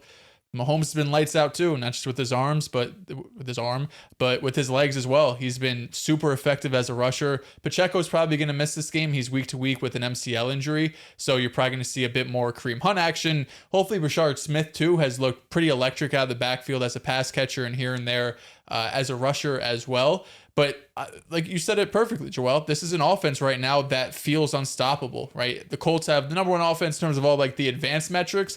But if you told me right now you have one drive to win the game, who do you want? It's this Chiefs offense with Rasheed and Kelsey and Worthy. They're firing on all cylinders. With that said, the Bills are far from slouches. But we've just seen over the last month, they're just inconsistent. You just don't know what you're getting week for week from them. And especially when you look at their defense, it's vulnerable. Did they just do their own iteration? They do it with Mark Andrews, right? Yeah. That was dope. You going with the Bills? Yeah, Chiefs, great team, better team. But Buffalo. vibes. Seahawks at Commanders. Oh, it's backup. Seahawks at Commanders. Terry McLaurin might not play in this one. He's not. He's most likely he re-injured his quad. No, they already ruled him out. Goes out. Okay, Jaden Daniels probably coming back in this one. He's gonna play. He's been hurt all year long, dealing with nagging injuries, and against the Seahawks defensive line, against the Washington Commanders offense that really doesn't have a plethora of weapons that you're afraid of. There's nothing that threatens you vertically at all in this offense. Debo has kind of been slumping a little bit, and the running game is just non-existent. Like we thought Bill could be a focal point, but the last couple of weeks, I just cut him in fantasy in one of my leagues. I mean, he hasn't done nothing. I didn't have a spot for him. You're bugging. He's been ass without Jaden. He's been ass. With Jaden, he was really good against the Bears. Jaden was hurt a lot in college too, right? Yeah, I think he did an ACL injury. Maybe? Well, he just never got down. He got blown up. Mm-hmm. I'm not sure about he was hurt a lot. Dude, that's a bad move. Dude, they played the Cowboys and get 2 fantasy points. He really didn't play with. Well, Jaden did not play. And yes, you're right. He didn't play. Yeah, no, that's diabolical against the Cowboys. 2 fantasy I have nothing points. to say, but Jaden did not play. That was my last straw. I was like, I'm sorry. I had a bench. It was basically like him or Ramondre. That was kind of my choice. They're shopping. Okay, that was also before the upside though. That was also before the facts. The report. I'm going with the Commanders. They're at home. They are desperate. This is a type of game where you save your season. And I don't disagree where you come from. They've been banged up. The vibes have been off. The defense has been bad. Secondary's been bad. Rush defense hasn't been great.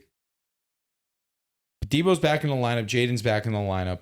That automatically gives a boost to their run game. Seattle's defense has been incredible. Don't get me wrong. But they are a one-dimensional pass offense. I think Barner has a good game in this one. I think that a lot of the attention is going to be on JSN, rightfully so. It's not going to matter. JSN's going to get his. They could run on Washington, though. Should be able to. They can do whatever they want on Washington's defensive line is injured. They just feel like they can't run anybody. It is. I just don't know if I could say that about Seattle to anyone. And then if they're running intermediate crosses crossing the field and Bobby Wagner has to keep up with anybody, he's not. So I'm going with the Seattle. That seemed like Seahawks an unnecessary shot. At an all-pro, like doing that at an all-pro. Did you see how bad he got toasted in the Casey game? I don't look at him for his coverage. I might have sent Joel a not nice tweet about Bobby Wagner. Just give him another all-pro. I mean, he's top 5 in tackles, so he's right. Never winning this game, man. I'm gonna take Commanders. I respect Darnold's Seattle. playing better than Jaden. JSN is the best receiver in football right now. He's been playing better than Jaden because he's been on the field. Oh, situations, everything.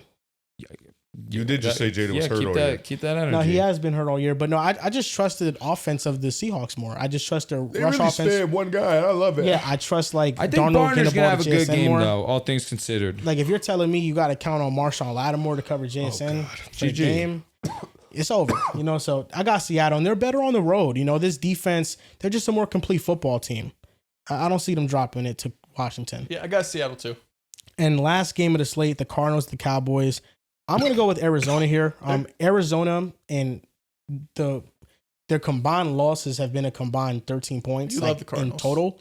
The Cardinals play everybody tough. They played the Colts tough. They played the Packers tough. And we're talking about a Cowboys team that the defense is quite literally the worst in football. They can't cover anybody. They choked to the Titans, they have a non-existent pass rush. They don't have very good linebackers. Like this is one of the worst defenses in football. Like I think the Cardinals should be able to do whatever they want against them. That's why, I think right now this week's top waiver wire pickup is Bam Knight because people know be a great start. Yeah. People know that Bam Knight might have a crazy game against Dallas. And then the Cardinals defense is the healthiest it's been all year. Walter Nolan's going to play in this one. Garrett Williams, their standout nickelback from last year, should play in and shoot up in this one. So, the Cardinals are getting healthy at the right time, and it feels like they really need a win after losing a ton of one-score games. Who are you picking? This is the difference right here. This week is big for us. This is big. I got Dallas in this game though. Getting Kyler Murray back is huge. This should be his best game of the season. Would you start Kyler Murray against Dallas or Bo Nix against Texans? Kyler Murray against Dallas. Kyler. Okay, now I'm thinking about it. No. Okay. I'm probably gonna start Kyler. I have to make a cut though. But yeah, this should be Kyler Murray's best game. Coming back from the injury, we'll see how he is as a rusher. But we've seen Dallas's defense. They can't stop anybody. I mean, it's every single week they're allowing 30 plus points. It seems like no matter who the opponent is. With that being said, I still really trust this Cowboys offense. Like this is a unit that has proven really, I guess, just outside of this Denver game, and things kind of got out of hand for them quickly, that they're a team that is also not one-dimensional, right? Like Javonte has been awesome for them, and then you have all of the weapons in the passing game with the big three of CD, Pickens, and Ferguson when you get around to the red zone area. So I'm trusting that Cowboys offense to do enough against this Cardinals defense. But this should be a game where both teams could be able to score the ball. This is one of those 50-50s, man. Down one to Dallas is home, right? Yep. Down one. Kyler Murray's undefeated at AT&T Stadium. Yeah. Down 4 to Joel, I think. It's a 50-50. Dude, I don't know what happened with the standings. I know that I dropped 1 game to you guys. I dropped 2 to you. Why the hell am I suddenly now 7 games behind you? What were you last week? 5? 5. So it should be 6. The standings were all messed up. It got me upset. I know that I dropped Who's the 2 to commissioner? you. I don't know who was doing it. I was freaking out. I'm in charge of it. I think there's a. Also, it's messed up because the first 2 weeks were in a different group. Riv didn't make his pick for like 2 weeks. I was in a different group. So this was past torching week, Riv went 8-5, Dels went 9-4, you went 7-6. Mm. So we- you were, so you were I was sorry. 2 behind you. In week 8. That's what it was. Possible collusion when the guy in the contest. No, yeah, is also doing the numbers. Yeah, The issue- You could throw an extra one. You Things can get slip by us. little slip, The little issue- slip. Got to keep him honest. Because we have not gotten close to them at all. This is what am I, 5 behind you? Yeah, it's because we all have the same record every week. Yeah, I think This week though we're pretty. We have the most. I feel like I went differences. 9-4 this past week, so I had one more than you, and I had the same as Dels. Yeah. Interesting. So every week we have Yeah, similar because ones. I jumped you this week. The No, issue you've been arose been over me. in the were fact tied last that week. Drew replied on the initial post that was made and was like, "This is incorrect." And the reason why I was incorrect was because I copied and pasted all the records from week 1 to so week close. 8, and I posted it on ChatGPT, and I was just like, "Yo, do the math on this." And it was wrong. And it spit it out. It's not that it was wrong. It was the fact that when I double checked it, I was like, "Oh, I'm missing week 6 because I didn't have week 6 written down." So I went back to the app and I just, from week 6 record, I just typed it in and I did the math again. So that's what happened, because I know even last week, somebody pointed it out that Drew and Dels, you guys had 121 games. And me and Riv, I think Riv had like 119 games. And then my Fucking total was bye like weeks over here. 120. So I had to go back and redo the math. But we're all good now. We're all good. You're good. 5 games up. Yes. Okay. I'm pretty sure. Riv's 1 game behind me, and you're a couple behind the rest. Yeah, I'm pretty sure. Let me see exactly. I'm on the Pick'em document. So I'm 81-40. You're 76-45. So I'm 5 up on you. I'm 6 up on Riv. And then You're 11 up on me. 12. 11. 12. It was 9 last week. Stop the count. And I won 9 games. You won 7. That's what I'm saying. So 2, 9 plus 2 is 11. So do you have 1 less win? That's what it sounds like. Yeah, maybe I do. Collusion, I don't man. know. We I gotta- hope so. we gotta get Take him away out a of win. there. Yeah, we gotta get him out of there. Hey man, if we're going by the book, Riv, you're like You're cooked. you're cooked. How am I cooked? You might be Because with you had like a Drew. whole ass week not putting it. We but were very obviously- generous with yours. How? Because you 'Cause I didn't put make it- picks, and we because- just subtracted 1. Because I put into the wrong group that he had me in. Yeah. Because I made picks. He just had me in 2 different groups. If anything, bro, that's on y'all, bro. Brother. Man, y'all tripping, man. Y'all tripping, man. Y'all tripping. Gotta tell But him yeah, you I'm going with the Arizona Cardinals. We can fix the standing stuff. Everybody, everybody's free to go look at the week by week records and stuff. Make sure there's no collusion going on. And then things will get fixated. Starting to realize that the app was a bad idea. Things will get fixed People can't figure it the fuck out. on the show. We all have made mistakes. We all have. on the show is just a part of what goes on. all made What's in the mistakes. app is fine. And I took my L. And I made lost. 2. This guy didn't do it for a whole week. Well, I can't talk did. about that, brother. If we counted against him, you guys are probably tied right now. I don't want to do that though. I'm Well, not no, a that would Mickey be Mouse winner. 16 games probably. I no? made 16 picks. That would be minus 16 from him. He'd be way behind. Yeah, no, it's cooked. At that point, can Riv catch up? We're just making shit up as we go. I don't know what's going on. We're not doing it. That was I was just saying. We're Nah, nice yeah. guys. We gotta just look back at actually Riv got 2 losses because I wasn't generous with him, because when I told you guys that I went back to the week 6 rankings to see, who had what week, I actually gave Riv 2 losses because he went 7-6, but he didn't pick the Eagles and Giants game, and he didn't pick the Broncos and Jets. Fucking forgot. So that was 2 automatic losses. The Eagles lost anyway to the Giants, but the Broncos and Jets he didn't pick. So I gave him 2 automatic losses there. So he was, 7-8 that week. But yeah. Sucks to suck, man. You're only up 1 on me. Yeah. Yeah, After this week, I'm going to be at 5. It's only that Broncos game, literally, because that shit was at 9 in the morning, bro, and I just forgot. I didn't realize they played that early. Who cares, bro? London, bro. Overseas games I actually like because there's less games on the 1 p.m. slate. It's easier to watch everything. We've been saying for years, man. Just let's split up the 1 and the 4 a little bit. See, and that's also the thing. Last week I was down on Riv by 4, and now it's 6. It's because count the total of games. That's why. Like, for example, give me Riv's win-loss record. He's 75-46. Is that 21? now or last week? That's 2 days ago. This updated 75-46. I'm talking about last week when you were down, like, how much were you down, Tim? 4. Yeah, last week when you were down 4, it's because he had 2 less games that were on the thing. So, like, he had 119 and you guys had 121. But the 2 last games were the 2 losses. I don't believe so. I don't believe. How much is he up on you now? 5? 6. 6. We'll figure it out. We'll figure it out, man. I think we should just take a win away from Joel. I don't want to do it. Oh, yeah, we're so going to lose tonight. God damn. Yeah, they're hitting everything. Or we should just give Drew a win. Okay. You don't need to do that. I don't need handouts. I like that. I've been better. dog shit on my own. I'm What is going to that? figure it Why? out. Cause Take a win away from you. That helps everybody. How about we take a win away from you and add a win to you? I'm Don't fine need with that. that. I'm so so my cool with that. win goes to him. Yes. Yes. Yeah, let's do it like that. Be a bro. To be fair, I did pick the Buccaneers. If we're doing that, week 1. Can I get my Week Broncos one. win? 'Cause I did pick the Broncos and the Jets. That's why I don't want it. I don't want it. I have everything written down here though from like week 1 I believe you. to week 8. And most of it is, well, I'm gonna say like 95% of it is from the app pool. Yeah. The only one that's not is from week 1. one, yeah, 'cause That's you it. run the But like from wrong week 2 shit. on, everything is directly from the app. Like, what is in the app is final. That was what was said. What was said. But that's gonna do it for this episode of the Pick a Side Podcast. You guys can follow us on Instagram and TikTok at Pick a Side Podcast. On Facebook, we got a Facebook Shout page, out Pick a Side Facebook. Yeah. Podcast. Facebook. Also on Twitter at Pick a Side Pod. Thank you guys for watching. Make sure you guys drop a like and subscribe to the channel, and we'll see you guys next time.